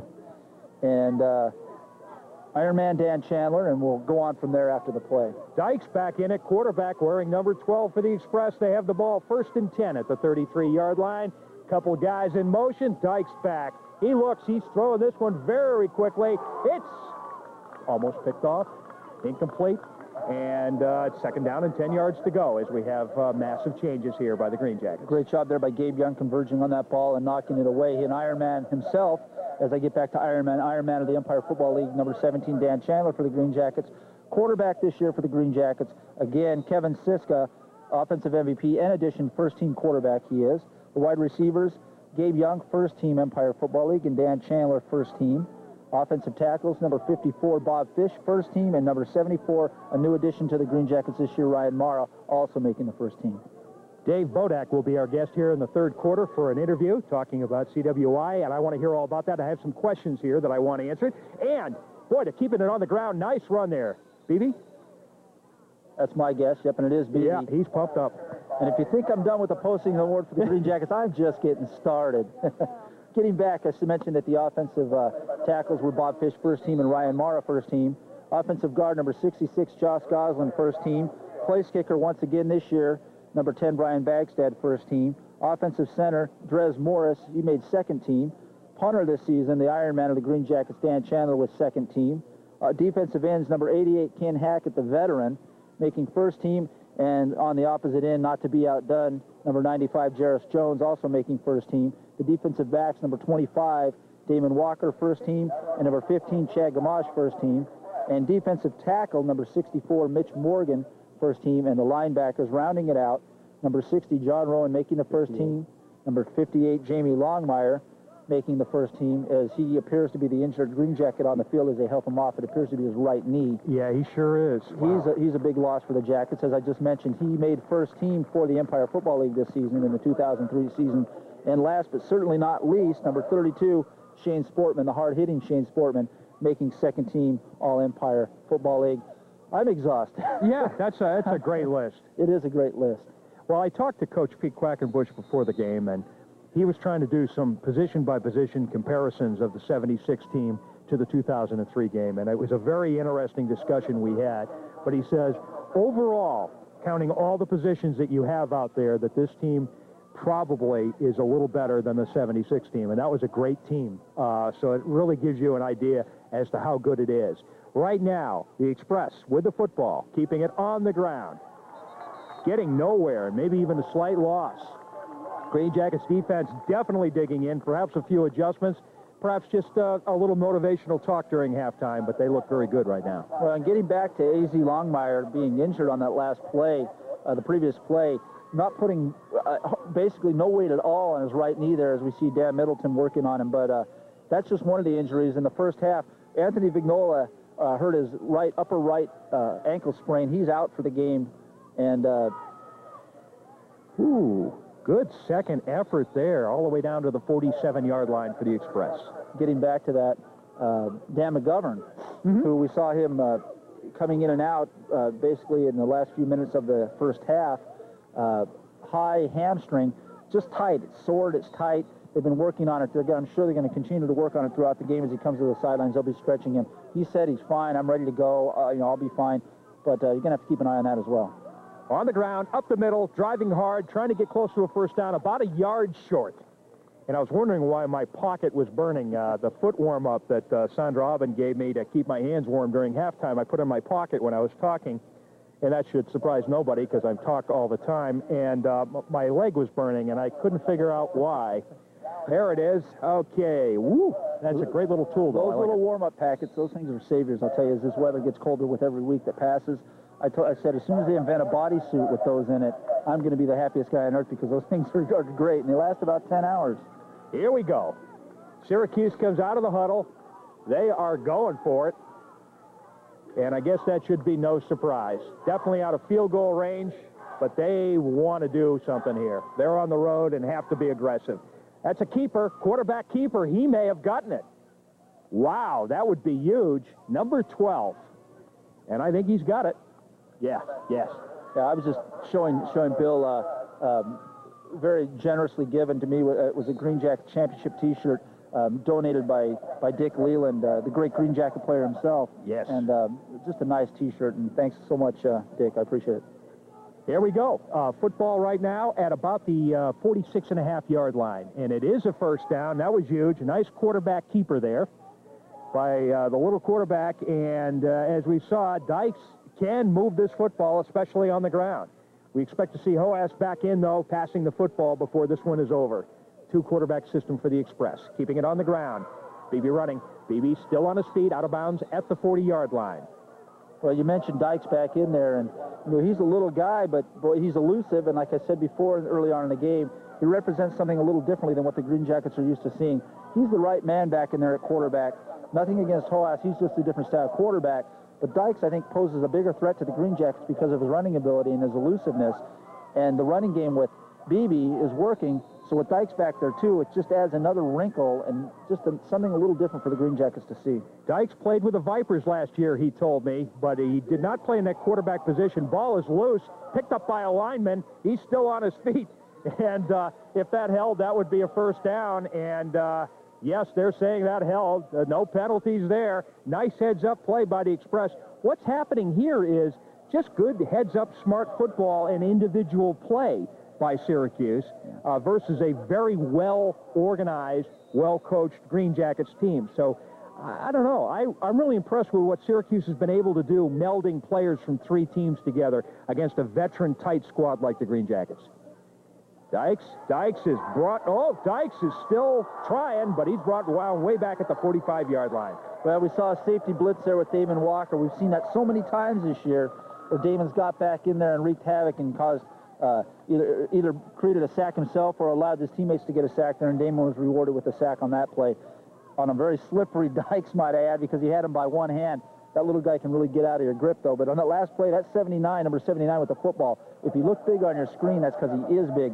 That's a 325-pound man running with the football. And when you're a defensive back or a cornerback trying to tackle a guy like that, you really hate to see that coming at you. So I think they're glad that he's not running the ball all the time. Other games going on tonight in Harvest Bowl action include Haverhill at Springfield to face the Blitzen Bears, a team we lost to earlier in the season. Buffalo Gladiators at Brooklyn to face Pudgy Walsh's Mariners. Again, BB down to about the 40-yard line. The Express is here, of course. Newcastle, Delaware, the Longhorns against the Monroe County Sting up in Rochester, or Irondequoit. Washington, D.C. Chiefs at New Jersey Wolves, and the New York Panthers at the New Jersey Terminators. And I think the New York Panthers are a Bronx team, but I'm not sure about that. Representing 6 league champions, 7 different leagues totally represented in this tournament. Sponsored by the North American Football Association. Jim Baker is the man who's put this all together, and it's always nice when a Green Jacket does good, and Jimmy Baker has done wonders for this sport. 39-yard line with the football. Syracuse is impressing us in the third quarter, and I tell you, this kid Dykes is tough, but the Green Jackets defense is really keyed in on him right now, and they're celebrating that sack. Well, if there's any downfall to Dykes as a quarterback, right there we saw it. He wanted to throw that ball, but when he turned to look, he doesn't have a lot of time to wait around because he's only 5'8". He didn't see much. We have a flag on the play, unsportsmanlike against the Express, so that's good news for the Jackets. But Dykes doesn't have a whole lot of time to see if anything's out there, and he couldn't see a thing, so he tucked the ball in and was unable to get the first down. We've got a tight game here. We're going to have Dave Bodak on in just a few minutes here to hear about CWI, because again, I have a number of questions. CWI, the nonprofit tie-in for tonight's game for the Green Jackets, and SCA, the corporate sponsor for tonight's Green Jackets game here at Football Heaven East Field. And the flag's on the play again, as they're going to trot this one off against the Express. So the Express doing some of their own damage right now. Yeah, that's a shame because they've played some very good football, but some big penalties being trotted off against them. Another 5 yards brings it all the way down to about the 36-yard line. Okay, the official blows the whistle. They come out of the huddle. We're ready to play football once again. Here we go. They're going to be punting. Let's see what McGovern does, and I don't think they're going to be punting directly to him. And McGovern gets it at the 40, 45, 50. It's cross midfield. Dan McGovern pushed out of bounds at about the 42-yard line, and a little bit of late hit action there as well. Wow, if a punter could ever set up a guy for a run, the punter helped McGovern out tremendously there, punting it a little bit short and to his right as McGovern came up and fielded it on the fly. And I can just see an alleyway there on the right-hand side of the field where McGovern was able to run up there until he got squeezed out of bounds to the sidelines. But a great run there by McGovern and great field position for the Jackets on offense here. All right, Green Jackets right now with the football, great field position. 7 minutes, 12 seconds, 12-6 to score. Green Jackets with a slight lead. Jim Baker, any results in the tourney? We have a result. The New Jersey Terminators defeated the New York Panthers by a score of 20-6. Right now it's 14-0 Brooklyn Mariners over the Buffalo Gladiators at the half, and 14-0 the New Jersey Wolves over the Washington, D.C. Chiefs at the half. All right, thank you, Jim Baker, tournament director, commissioner of the New York Amateur League. Right now, looks like Sakima Grimes getting snuffed at about the 42-yard line. And right now, Syracuse is really pumped in this game. And we have an opportunity right now. Why don't we bring over Dave Bodak? Come on over, Dave. Thank you for your patience on this very, very close game. Dave, 2 thanks. First of all, for being here today, and number 2, for your involvement in today's game as an organization. Sure, Bill. First, I'd like to just thank yourself and Charles and the whole Green Jacket organization for having us here tonight. It's been great. Green Jackets are coming out of the huddle right now. They've got the football. It's really placed at about the 41-yard line. Kevin Whitey Siska, the quarterback, done a good job tonight, although a little rusty in the passing department in the first half. Here we go. Whitey looking. He's looking. He's throwing. He's trying to get his man. Looking for Gabe. Oh, incomplete. Perhaps should have been caught.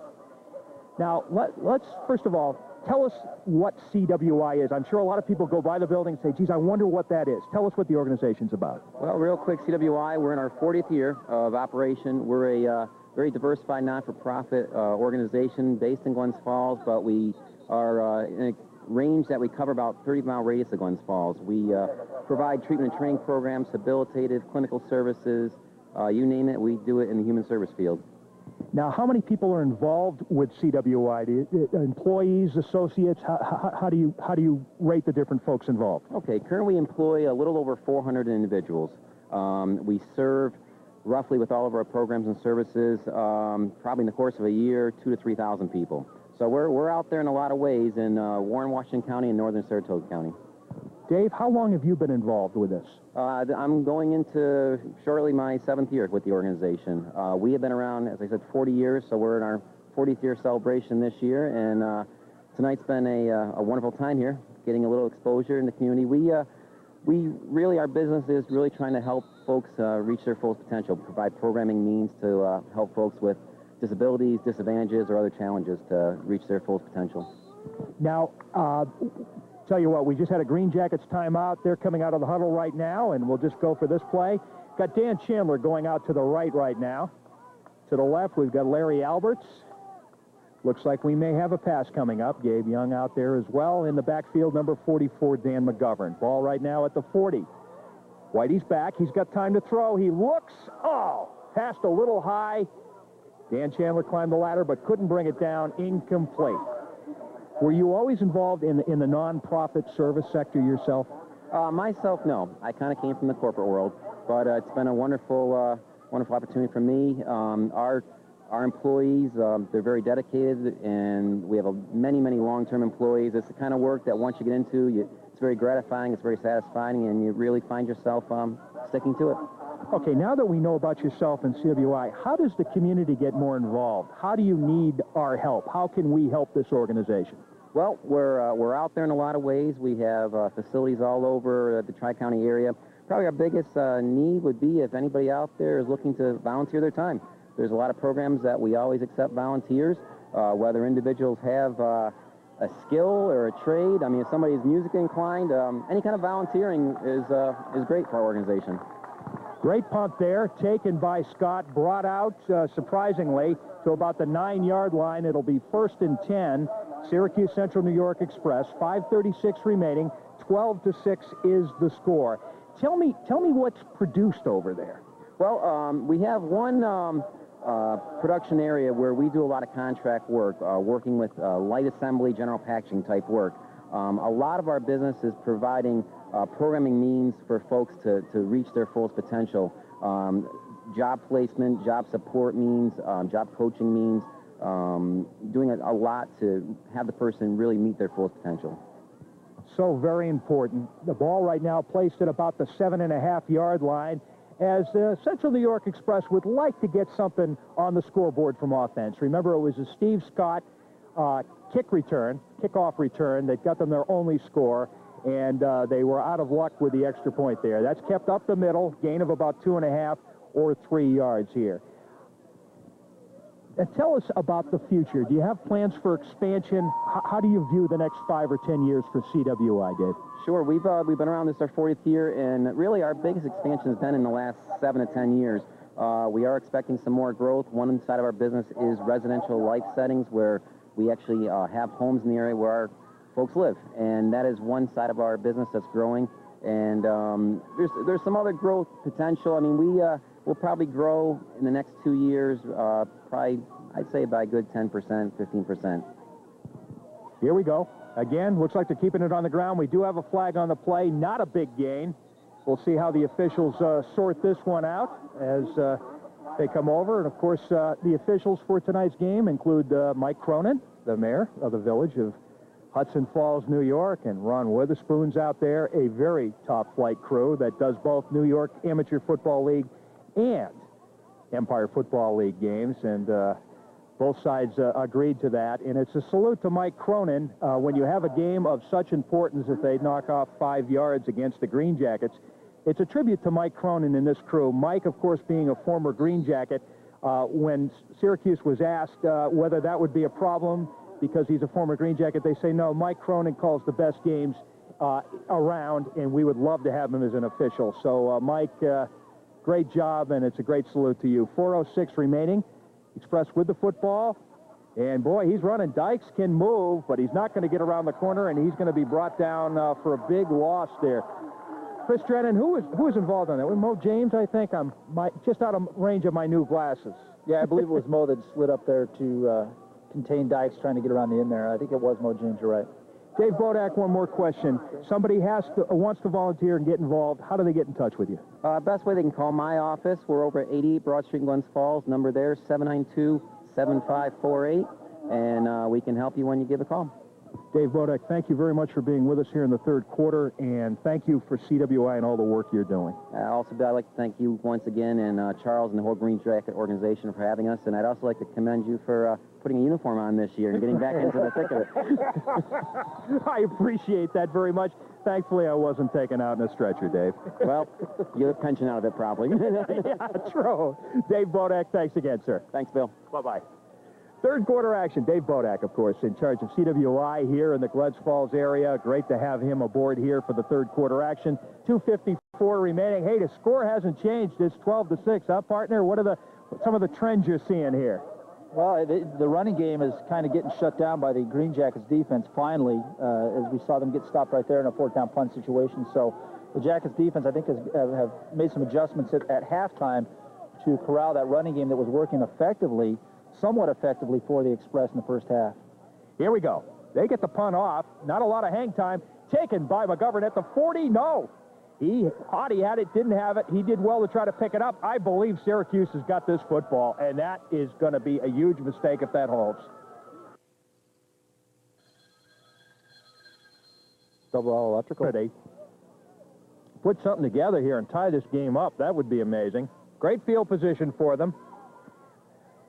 Run off the right guard and tackle there. Not a big gain, maybe about 2 yards to go. Green Jackets continue to platoon players in and out. Talking with the Green Jackets coaching staff earlier today about the possibility of filling a November 15th date with a game just to keep everybody tuned up. They said, well, we wouldn't want our first-string players hurt. Oh, no, they didn't say first-string players. We wouldn't want our players hurt. I said, well, what about having the second-string play? And as they pointed out, which is a great observation, Bill, we don't have a second string. He said, we platoon players in and out so much on both offense and defense, we are a total team. And they're absolutely right. You might have a backup player at a quarterback, but he's also doing 2 or 3 other jobs. So very well put. And I think it summarizes the success of the Green Jackets this year.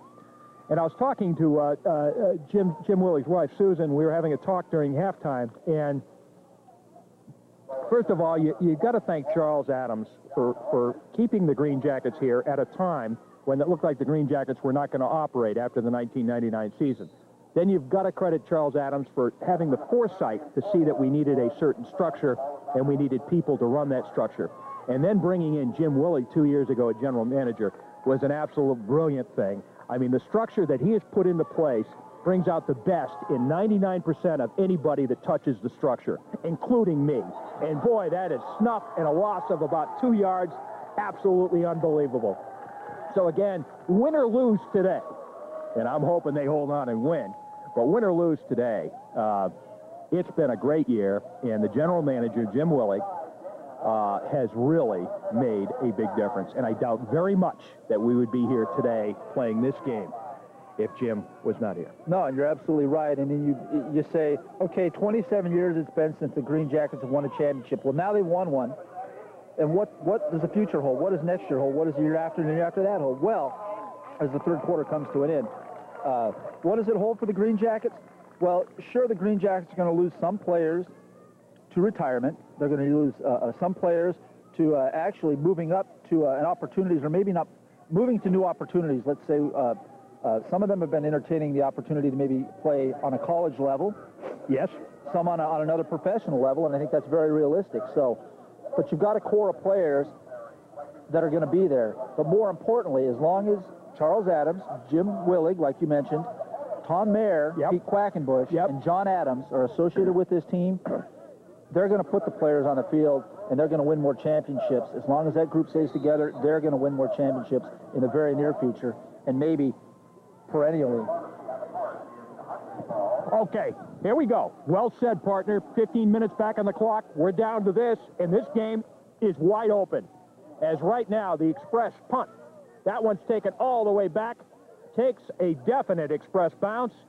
And that one's going to be stopped, brought down at about the 7-yard line. So it's going to be 1st and 10 Green Jackets at the 7. The score right now, Green Jackets 12, Syracuse 6, or individually, it's McGovern 12, Scott 6. That's what it comes down to. The Green Jackets offense has scored both touchdowns. Special teams for Syracuse has scored their touchdown. And it's so close that 1 or 2 big plays can make or break either team right now. And right now, the Green Jackets usually, when they have a slow first half, usually break open in the third quarter. They have not done that. Both teams held scoreless in the third quarter. This is anyone's game, and this is exactly the way this game should go. These are 2 quality football teams from 2 quality leagues, folks. Here we go. We got a lot of praise in that third quarter, though, which is great because there's a lot of people that do a lot of great things in our community and with this football team. Whitey's got the football. Siska keeping it. I don't know how he broke through that man, but he did. Siska getting some good blocking. He's brought out of bounds at the 32-yard line, and we have a penalty flag. Well, they're going to call Chris Glover for a block in the back, and I think that's a really, I'm not going to say a bad call, but I'm going to say it's a questionable call. He really laid off of him. He put his hands on his back, but he did not block him necessarily. But I think that is what they're going to call, unfortunately, for the Green Jackets, because he really did nothing to affect the outcome of that play. And they're going to back it up, and that's what they called. But I don't necessarily agree with that call. No, I agree with you totally. Absolutely, no question about it. 14 minutes, 12 seconds. They're bringing that one back. And for the Green Jackets, they have their work cut out for them as we have a change. Looks like Sakima comes out. Dan McGovern comes in. And the Green Jackets are going to try to put something together here. Again, a couple of turnovers, a couple of big plays. Either team could win this game. It's hard to believe. This is one of the biggest tests the Green Jackets have had all season long. Crowd very, very quiet, as you can hear. Here we go. Keeping it on the ground. Nice run. Number 44, Dan McGovern, brought down at the 26.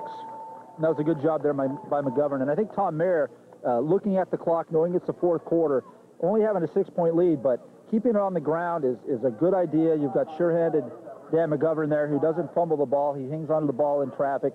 And if they can just keep grinding it out and moving it down the field and sustaining this drive, burn a lot of that clock up, and then put points on the board too. So I would expect to see a lot of Dan McGovern on this series. Okay, I think that's a good observation. Let's see. Who we got going out? We got Gabe Young, and they're going to be trying to pass on this one probably. Let's see what happens. Long count.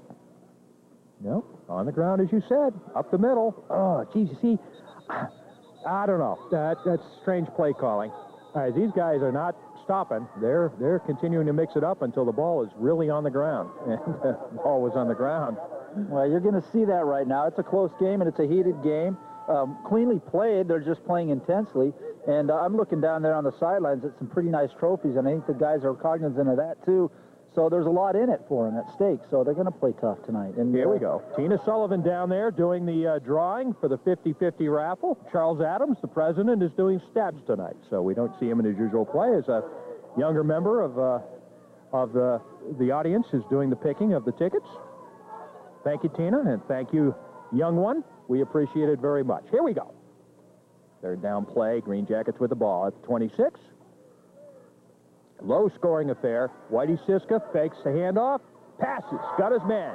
Got Glover. Glover brought down at the 45-yard line. Nicely executed. I didn't buy a 50-50 ticket tonight. Normally I would, and I willfully declined tonight just because I just didn't feel that lucky. But normally I just miss it for one reason or another. But I swore that I was going to win one of those things this year, and I just took myself out of the running tonight. It looks like it's going to be a pretty good one. I'm looking at the crowd, and it's a pretty decent crowd. Yes, it is. It is a good crowd. Green Jackets, they need a little bit of fire here, is what they need. Not a bad game for them, just a quiet game for them. Ball right now at the 46-yard line. First down, keeping it up the middle. Oh, boy, what running. Great running. A lot of hard hitting out there. This Syracuse team has come to play. There's no question about it. Randall gets pumped up, doesn't he? Oh, he does. Oh. He just, what he did is he just tucked in behind, I think it was Josh Goslin right there, and just said, hey, I'm following you, buddy, and just clipped right onto his back there. And and ran right behind him, and they went forward for a good gain. But, you know, that's what the Jackets have done so well this season, is they use their blockers well. The offensive line of the Green Jackets has done a great job blocking for the running backs, and that's why we've seen basically all the running backs of the Green Jackets have success whenever they touch the ball this year. Definitely, no question about it. You take a look at this whole season, it's been really unbelievable. There's been the 10 wins of league play, 8 regular season and 2 playoffs. Yeah, in the preseason or in between season play, definite solid win against Long Island here, an independent team. The win against Monroe County, a team that played for the New York Amateur Football League Championship and lost a squeaker to the same Syracuse team here, quality team. And then the disappointing loss to Western Mass, the Blitzen Bears from Springfield. But their opportunity may be to play Western Mass later on in this tournament. It would be nice to take care of family business, but we got to get by Syracuse first. And we're going to take a quick break here. And the score, Green Jackets 12, Syracuse 6. We'll be back. This hamburger is good, I'll tell you. Ball right now positioned at the 47-yard line. Green Jackets with the ball. 12-6 lead. 11 minutes and a few seconds left in this game. New York Football Championship at stake. Nice pitch out there to McGovern. McGovern motoring. He's got first down and more. McGovern's turning on the speed. McGovern at the 10. Out of bounds at the 9. Wow. Siska has got mud on his face mask, and he looks a little bit beat up a little there. But, boy, that pitch came at the last. We got some extracurricular activity going on back there, but probably some frustration on the Express's part. But if you're a coach, I mean, it worked out great, but I would almost call that an ill-advised pitcher. You would say, hey, you know what? Don't do that again to me, because I'm going to have a heart attack, because he pitched that as he was being wrapped up by the defender there of the Express, but nonetheless was able to get it into Dan McGovern's hands, and McGovern did the rest and took him down for a real great gain, and I think we're going to see a call here on a penalty, which after the fact like that, wouldn't surprise me if they called it both ways. Yeah. Huh? But no, they didn't. They didn't. The Green Jackets only. So. Oh boy. That negates a real big gain, but it's still a gain nonetheless, and a first down for the Green Jackets. But you know, it's going to be tough, Chris, for a running back or a quarterback and a receiver to hook up with a big play, work very hard, have a huge gain, have all that adrenaline and satisfaction, and then see the laundry on the field and see it brought back because of an understandable penalty, maybe, but still. That's got to hurt. Well, especially when it involves something like that with someone unable to maintain their composure after the whistle blows. And that's that's a coach's biggest frustration, as we see, I believe that's Coach Quackenbush out there consulting with the officials right now, and probably that very thing right now that, hey, you know, these guys are doing the same thing, or they did something to one of our guys, but you called it on us. But, you know, as they always say, it's not the first guy that gets called, it's always the second guy that they see. Yes. And I would be willing to guess, my money would be on the fact that the Express instigated that, and then the Green Jackets reacted, and then they got called for the penalty. 25-yard lines of football. It's 1st and 10 still, but disappointing considering that McGovern had gotten all the way to about the 9-yard line. Here we go. Siska brings him out of the huddle. McGovern stays in there. Randall stays in the backfield. You've got Young and Chandler, right? Pitch out there. And pitch out doesn't work. And we have flags on the play. Yep, and we're going to have a face mask, and I think they're going to gain those 15 yards that they just lost on that unsportsman call, because there is really no way that you can call that the 5-yard variety. He was corralled and brought down right by the mask. So not only did the defender have a hold of the mask, but he didn't let go of it. So they're going to give him a 15-yard penalty on that and march it down the field. And he's a little bit upset, but I don't see why he has to be. That was blatant. Yes, it was. And continuous as he hung on to the face mask. But, you know, when Jim Baker came up here and gave us that interim report on how the games were going, just as this one's going, it was interesting to note that there were really no runaways or any blowouts happening. They were all very close, 2-touchdown games or less, I think, if I'm not mistaken. You're right. So that tells you a little bit about this tournament, that you've got 14 evenly matched, well-skilled teams, and these games are all going to be great ones, just like this one is tonight. You see, here the crowd come to life. Something that has not happened too much tonight. It's been a very quiet crowd. Of course, not the usual high-scoring affair either. So they're bringing this one down. It looks like we're going to trot off 2 penalties against Syracuse. Looks like a 15-yarder and a 5-yarder. I'm not sure. Anyways, it brings the ball down to to about the 13-yard line. Wow. Well, you know, we've seen more than one unsportsmanlike penalty tonight by the Express, and if there's anything that they've shown tonight, it's a lack of discipline or composure after the whistle, and that's the one, if there's one negative to their game tonight, that's what it's been, and you hate to see that happen in such a good, close game, to see penalties, you know, determine an outcome like this, but that sure gives the Jackets a much better field position right now. Chandler in motion again.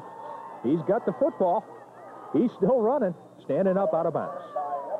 You know, we've seen that a couple times tonight, where that give with Chandler as he's in motion, and just trying to sneak by the line there and get around the end and use his speed, and he did on that one and was able to gain, I think, almost enough for a first down, or depends on where they mark it. I'm not sure where they're spotting it here, as we have a defender for the Express down on the field over on the far side of the field. And you have to take a look at the clock right now. 10 minutes left in this football game. If the Green Jackets could score here and actually get a conversion, and if they can prevent a big run back on the kickoff from Scott, the Green Jackets for the first time would really be in the driver's seat on this football game. They've had the lead for a while, but this game has been too close to call. This is a great opportunity, and they do not want to blow it. Ball right now positioned at the 7.5-yard line. Yeah, it appears to be something with the hamstring area on the player for the Express, and we can't make out his number from here, but I can tell you one thing. I mean, it's not a cold night. It's cool. It's cooling down, but more than that, and as we've seen Dan McGovern with a hamstring problem, too, on his right hamstring, you're talking about a 2-week layoff, and really in 2 weeks, although, you know, there hasn't been a whole lot of practice time for these players, as we mentioned earlier on tonight, that the weather conditions prevented practice time, so you don't really know what these guys are doing in their off time as far as stretching goes, lifting, keeping themselves ready for a game, and a 2-week layoff can be just enough time for your muscles to tighten up a little bit and not stay loose, and we have another hamstring problem over here tonight. Here we go. Green Jackets with the ball. Green Jackets with a great opportunity. They have a 6-point lead. They want to add to it. They want to take control of this game, and here's their opportunity. Long count. Uh-oh, we've got Chandler in motion again. But this time, Siska holds on to it. Siska takes his time throwing it, finds his man complete, touchdown, and a flag. I'm blocked by a pole here, so I thought I saw something fly by, but maybe I didn't. Well, it looked like the referee signaled that there was, but there wasn't, and it's a touchdown, and that's a huge touchdown. Yes. The crowd gives them a standing ovation here. That could be a touchdown that really, if things, you know, progress like they've been, being such a low-scoring game, could be what keeps the Jackets in the lead and puts them over the top and win the game. So, great job there on that drive by the Jackets, and a good job there by Kevin Siska to hit Glover sliding in for that touchdown and catch. Bagstad going to try to make the first conversion by either team here tonight. It hasn't been good on conversions at all. Usually bad snaps. Let's see if the Green Jackets have cured that problem. Snap's a good one. Kicks up. Block. Nope. No, what actually happened is I think the ball slipped out of Dan Chandler's hands on the hold, so the ball was actually fell over when Bagstad was kicking that, because that's very uncharacteristic for Bagstad. They've really had a problem tonight with that.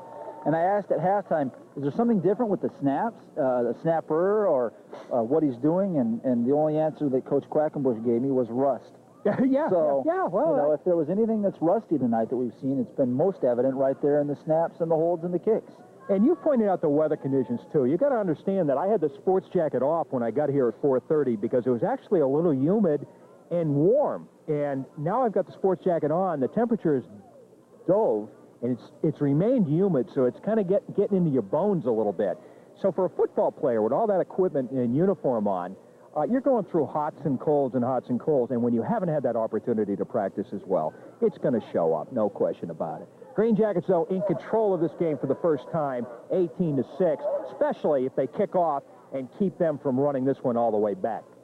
That would be very important. If this is a standard kickoff with good coverage, then the Green Jackets are definitely in the driver's seat. One thing you may want to consider on this kickoff, and I would think about doing it if I were the coach, is either kicking away from Scott or just kicking a squib kick down the field to the up-backs and letting them get field position about the 30, 35-yard line rather than risk the chance of Scott running the ball back, because the Jackets have never seen anybody do that this year until tonight. So a squib kick may not be such a bad idea.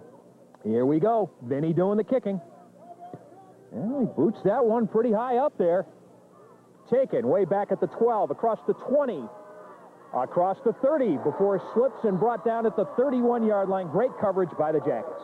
Or just kick it away and just cover it well. I love it. I love it. And the Green Jackets now can take that sigh of relief. And I want to see who's coming in at quarterback, because this is where I'd bring the whole ass in now. Your offense has not scored. At this point, you've got to score a touchdown, or else this game could be close to over, especially with 5.5 minutes and the clock running. Well, time is definitely an ally of the Green Jackets right now. And you're right, Bill. You've got to score, but you just can't score at your own leisure. You have to score quickly because you're down actually 2 scores, 2 touchdowns to get back in the game. So you definitely need to score quickly. Third quarterback's in. Frank Desidiero is in at quarterback. And that doesn't seem to make a difference, and that ball's loose. And do the Green Jackets have it? Yes, they do. And that does, for the first time, doesn't rule Syracuse out, but it kind of breaks the back. And, wow, this is... Well, you know, anytime you bring a new quarterback in, you're asking for trouble, possibly with an exchange, or just having your quarterback get a feel for the offense. And right then and there, I think it was a missed handoff by... I'm going to try Desiderio, maybe. Desiderio, yes. And you see Beebe voicing or showing his disgust as he threw his helmet off the field and then continued to chase it down and kick it further into the baseball infield on the sidelines. But he's frustrated. But actually, should have been a penalty for throwing his helmet, actually, Bill. But you're right. And it wasn't called. And no harm, no foul, I guess. But they are frustrated, and the frustration was there by the fact that you're using another quarterback. Here we go. Whitey Siska stays in for the Jackets, though. Keeping it on the ground. Sakima Grimes down to the 25-yard line. Hey, we mentioned quarterbacks, and I've mentioned our sponsors tonight, but never hurts to mention them again because we do appreciate them so much. And the quarterback tonight is sponsored by the Post-Star, reaching 100,000 readers every day from the Capital District to the Adirondacks. And right now, we've got Sakima coming off, number 44 going in, Dan McGovern. So the first team seeing a lot of action. We're under 8 minutes right now. I have trouble with that clock. I know they're going to work on the contacts off season, right? And new scoreboard. I like that, Sandra Robin. And we've got Chandler in motion. And, oh, boy, just a great run up the middle. And the Green Jackets seem to be moving it as well, at will, as Mike Randall does a little dance there, a little chicken dance. Talented man. I don't think he's going to appreciate the fact that you called his dance a chicken dance. I'm going to hear about that. Yes, you are. Yes, I am. What's this chicken dance stuff he's going to say? Okay, we're inside the 20-yard line. Green Jackets right now are loosening up. They feel pretty good. And I've got the clock right, I think, if it doesn't take another turn on me. It's like reading hieroglyphics up there. Here we go. Up the middle. That's what they want to do. They want to keep moving the ball, but they also want to keep running the clock. And Mike will come up, and let's see if he's got any chicken left in him here. Let's see. I'm going to bail Randall out and change the subject. Yeah, good. Over the last couple of minutes, I've just been piling on. I've just been checking to see if sort of a status on the sidelines and maybe some of the guys that are nicked up and looking for A.Z. Longmire because I know he appeared to be the most injured. Although Vignola has ice on his right ankle, but I believe he is out of uniform or yes, he is out of uniform. At least his uppers are off and he's got a sweatshirt on. And we'll have to see how the status of his knee is for next week's game, as well as Vignola's knee or high ankle sprain. Chandler, this time looked like it was going to be a pitch out to Sylvester, but it wasn't. McGovern takes that one. Not pretty. Well, you know, it was intended to be a pitch to McGovern, and Siska, having good height, was very unorthodox by any means. He pitched over the top of the defender, and wasn't very accurate with it, and probably ill-advised as well to McGovern, and McGovern did a good job just to scoop it up and try to make something out of it. And for the first time, as we now are under 6 minutes, the first time, I want to stress that if the Green Jackets hold on to win this game here tonight, which they probably will at this point, Green Jackets for the first time in their 75-year history will have won 13 games, which is so impressive, a 13-1 record, and will go on to play another contest. For the first time in this team's history, we will not be looking back to 97 when they won their 12 games or in 1976 when they won their last title. People will be looking back to 2003 when they won 13 or more games when they won the Empire Football League title. And that takes nothing away from 76, 97, 69, or 48, 49, and 50. But it does mean that the Green Jackets have taken another great step in their history, and it was great to be able to do it in their 75th year. Oh, absolutely incredible. Perfect timing. Here we go. Ed Chandler constantly in motion. Here we go. Whitey back. Whitey, it's getting a little crowded back there. He doesn't like the situation, so he runs the other way. Throws. Got his man. Complete. Down at the 10-yard line. Great catch. Boy, that was nicely done to Glover. Yeah, it certainly was, and the crowd certainly liked it as well. You mentioned all the accolades and the accomplishments thus far for the Jackets. There's one thing we don't want to omit, and with a victory tonight, not only, what'd you say, 13th win or 14th win? 13th win. 13th win, right? They're going to earn another piece of hardware for the trophy case and also the title of New York State champions. And the other thing I will say, and I'm going to put in a little sales pitch here, if the Green Jackets hold on to win this one and do host the game next week at East Field, I'd like to see a couple of more fans out here witnessing minor league sports history. First of all, I think we had an ejection on the Syracuse side of things, but yep, there's an ejection from the ball game. That's Tremaine Henry, number 47, I believe is who it is that came off the field. Mike Cronin does not allow much nonsense to go on in the field, let me tell you. And if a fight broke out right now, he'd just call the game. He does not put up with it. He gives the teams one warning, says either we settle it down or we go home. I've never seen an easy dollar. Have you? Me? No, no way. How about you? Never. That's why. We've got a little break in the action as the Green Jackets are... I think the ejected player is being walked off the field. Isn't that what they're doing? Or yeah. Wow. This is quite formal, huh? Well, it gives me time to mention another sponsor. Yeah, that's a good idea. Which would be the Linebackers that are sponsored by St. Anne Transportation in Fort Anne, serving you with interstate transportation coast to coast, and their phone number is 747-7158.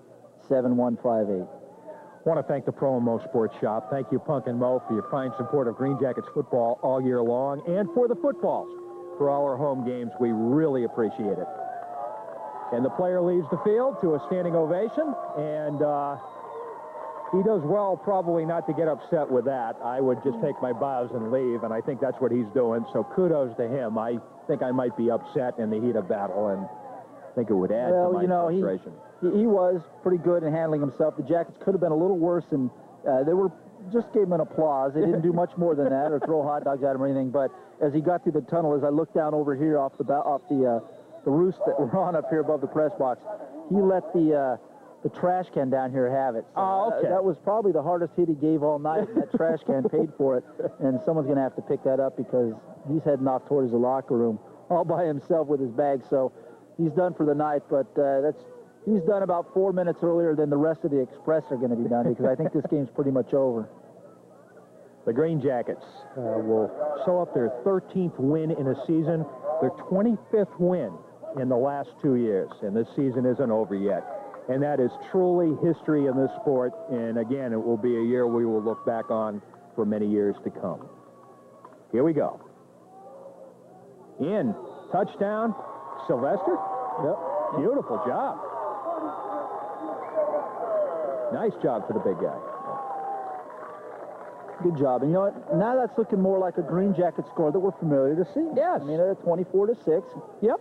Probably, going to be 25 or 26 if they go for 2. It looks like they're going to go for 2. Probably a smart move at this point. The snap just isn't working for him tonight. And so, try to add 2 there, which, again, will make it very decisive.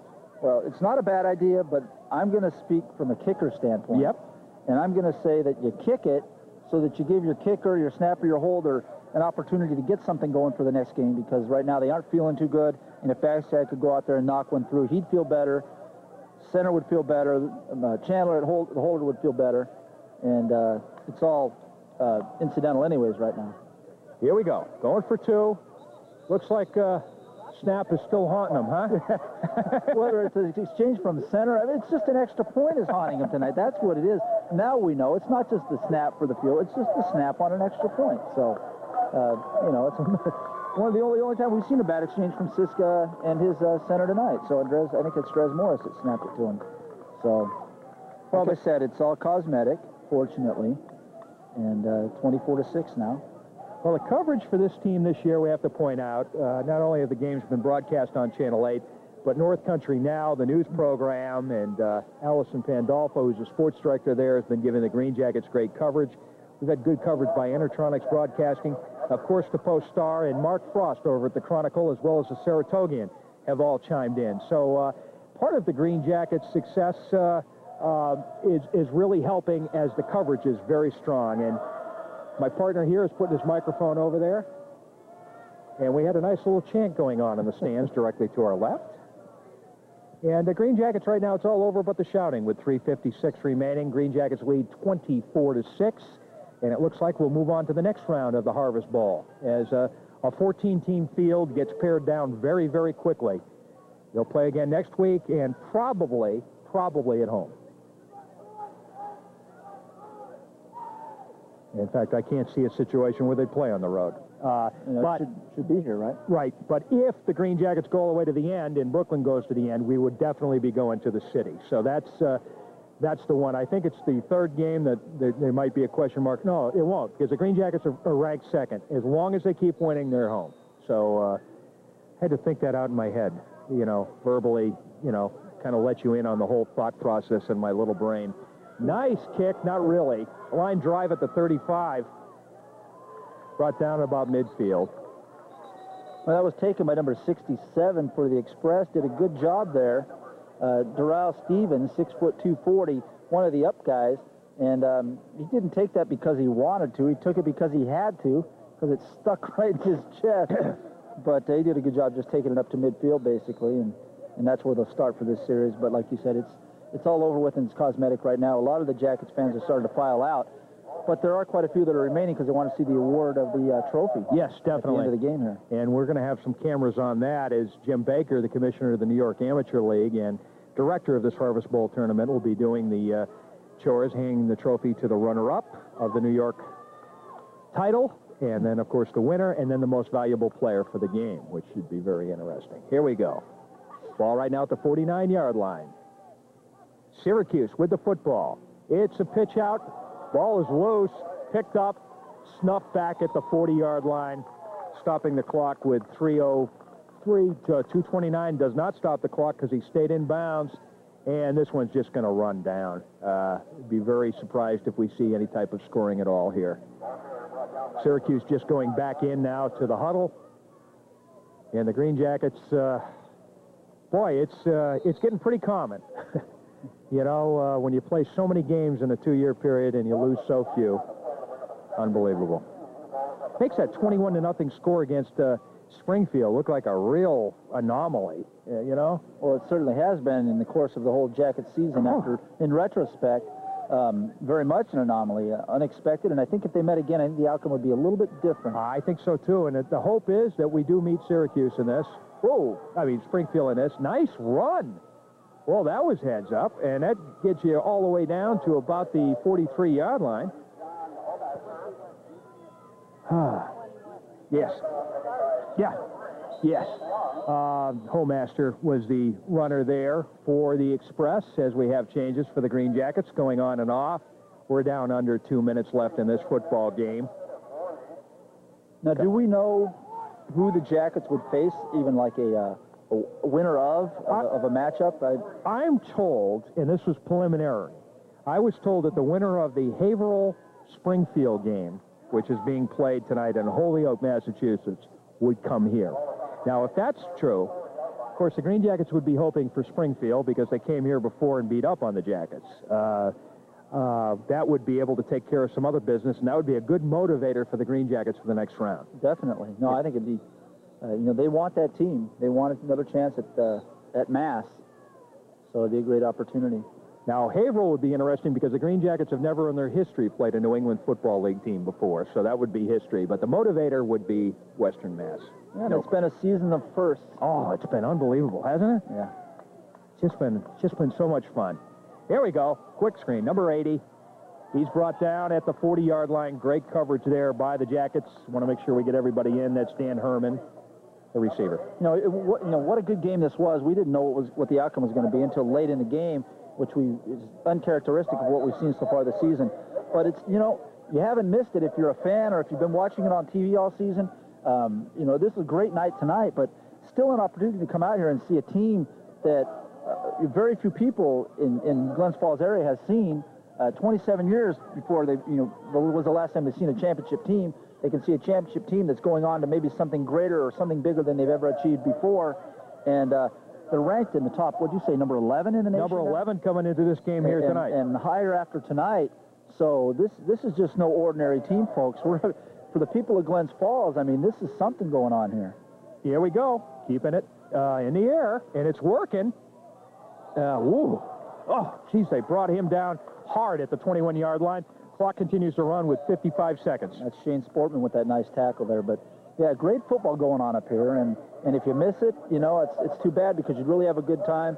We've got the 50-50 drawing that goes on here. We've got, I saw the smoke just hovering over there earlier on. It looked so good of the barbecue going on. Great concession stand and just a lot of fun and just something different if you haven't come to one of these games. Check it out and decide for yourself. And I think you won't be disappointed. It's definitely worth the value, and it's just a great time, and you're seeing some great football as well. 13 wins, 1 loss if this score holds, and it would have to hold. It's, I think, physically impossible for Syracuse to win this game right now. Green Jackets, again, we'll look back on this, and I think for some of the players, they probably don't even realize what a year this has been. It's something that you, over a period of time, look back on and say, wow, that was really something.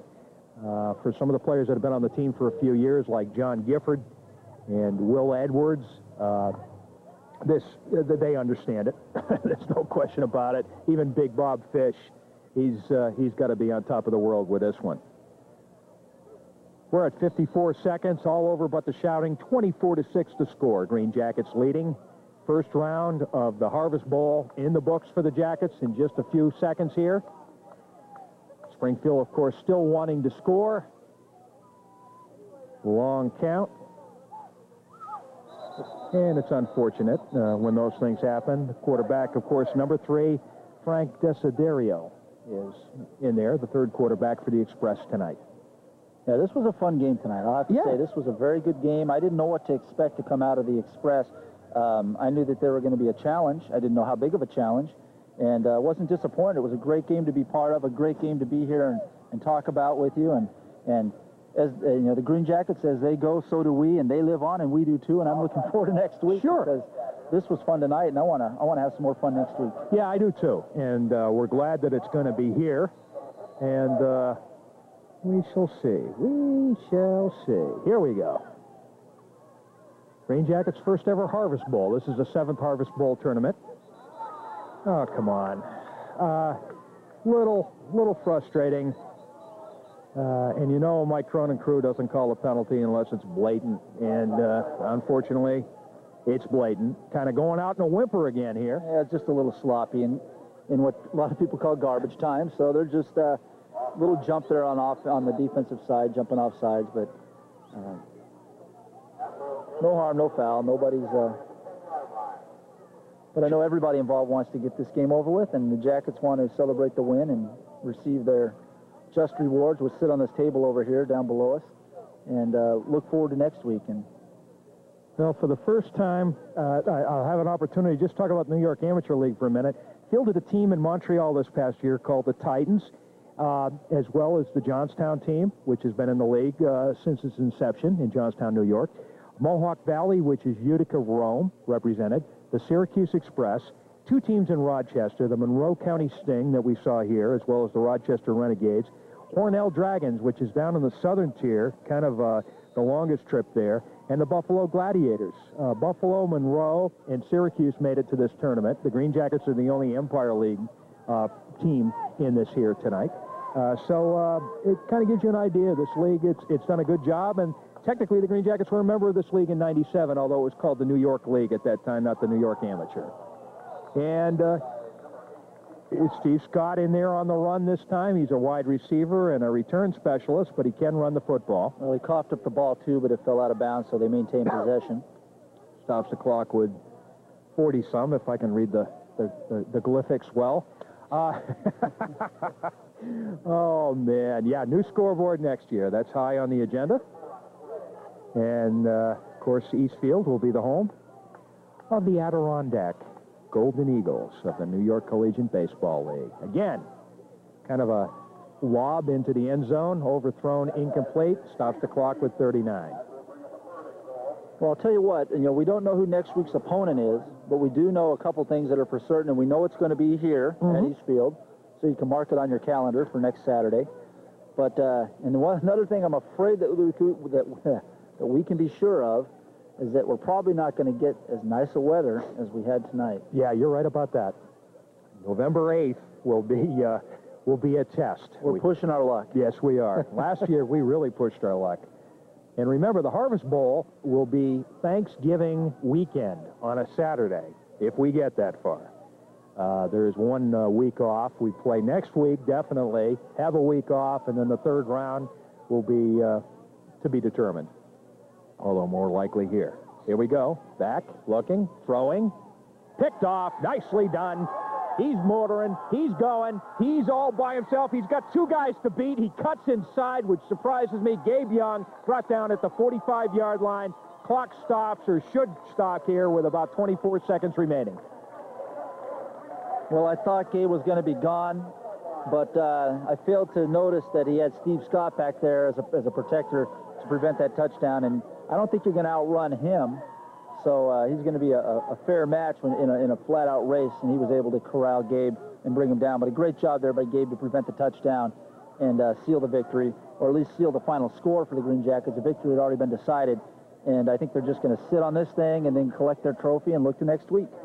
Boy, another piece of hardware, as you pointed out earlier, my friend. Very, very, very big. And down there, Jim Baker and company taking a look at the trophies that will be awarded at the end of this game here. And you have to wonder whether McGovern perhaps will get the most valuable player of this game. I'm not sure. He scored the first 2 touchdowns for the Green Jackets, and that was all the Green Jackets will have needed. He's had a great game. A few other players, though, deserve consideration. Well, if I were choosing the MVP of the game, I would be voting for Dan McGovern. Not only did he score those touchdowns, but he saved and fielded a few pitches tonight, and ran some kicks back for some decent field position. But he was a big factor for them on offense. I mean, of course, it's a very big team win, and everyone on the team is deserved of an award, but they are awarded with the victory. You have to pick an MVP, and Dan McGovern is my choice. So we'll see, but I'm sure that's probably going to be it. Clock's running down. 6. I can't even read the clock right now. It's over. Triple zeros. Is that triple zeros? It looks like 0-0. I don't know. It's over. Green Jackets got to be very happy. They are 13-1. They are the Empire Football League champion. They are the New York State champion. And now they move on to the next round here next week against the winner of the Haverhill Crunch versus the Western Massachusetts Blitzen Bears. Jim Baker going out on the field right now for the trophy presentations. We should have some video from that. Oh, I've got to go down there, as Sandra Robbins says. And Chris Drennan, thank you so much. You're always welcome. I always appreciate it and have a great time. Thanks to Likewise. Likewise. You make this easy, Chris, and we look forward to seeing you next week. Me too. All right, sir. You get skillful health care. Precise. The commissioner of the New York Amateur Football League, former Green Jacket himself, and director of the Harvest Bowl Tournament, Mr. Jim Baker. Jim? It's my pleasure, Jim Willig, to give you and the Green Jackets, along with Charles Adams and your fine organization. I do want to say that, as you mentioned a little while ago, Jim and I have a great history. Yes, we played on the first championship team of the Green Jackets in 1969. He was the center and coach and general manager and everything else. So it's my pleasure to be here tonight and to award the championship trophy for the New York State Championship to the Green Jackets football team. Jim, congratulations. Thank you very much, Jim. It's a pleasure, obviously, to receive the trophy on behalf of the team, but it's even more so to receive it from a teammate and somebody that I've liked for a long time. Jim was not only a great player, he was a spark plug on the team. I wish we had 45 like him today. So, thanks. Jim, one round down, and now to round two. Whole nother motivation, whole nother challenge. Yes, it is, and it's where we wanted to be. We're actually a little ahead of schedule. As you say, we've got 2 down. We got 1 more to win, and then who knows after that? We could end up in Florida in December playing for all the marbles. It'd be great. Yeah. Thank you, Jim. Thank you, Jim. Okay, Jim, you're staying with us here because I have another presentation. To my right, number 44, Dan McGovern. Jim Baker, go ahead. Dan, on behalf of the Harvest Bowl Tournament, we'd like to congratulate you on your outstanding play this evening and award you with the Player of the Game award. Thanks, Jim. I appreciate it. This is for all the offensive players out there. The defense did a great job tonight. O-line, this is as much yours as it is mine. Mike Randall at fullback, the whole backfield. Great job tonight. And it was a tight game, Dan, especially in the first half. It was a very tight game. Central Express was a good team, and, you know, maybe we'll face them next year. Dan, you seem to be having a fantastic year without the benefit of a lot of practice because you've been commuting back and forth to Manhattan. How do you stay in shape when you don't have that ability to practice? I work out every day down there. Unfortunately, I'm not able to make this commute as often as I'd like, but, you know, you just pay your dues every day, and you'll eventually get there. Well, you're a great talent, and again, another fantastic job, Dan. Thanks, Bill. Thank you. Appreciate it. You get that right there? Woo! Get in touch. I want to touch the bank. Curtis Lumber,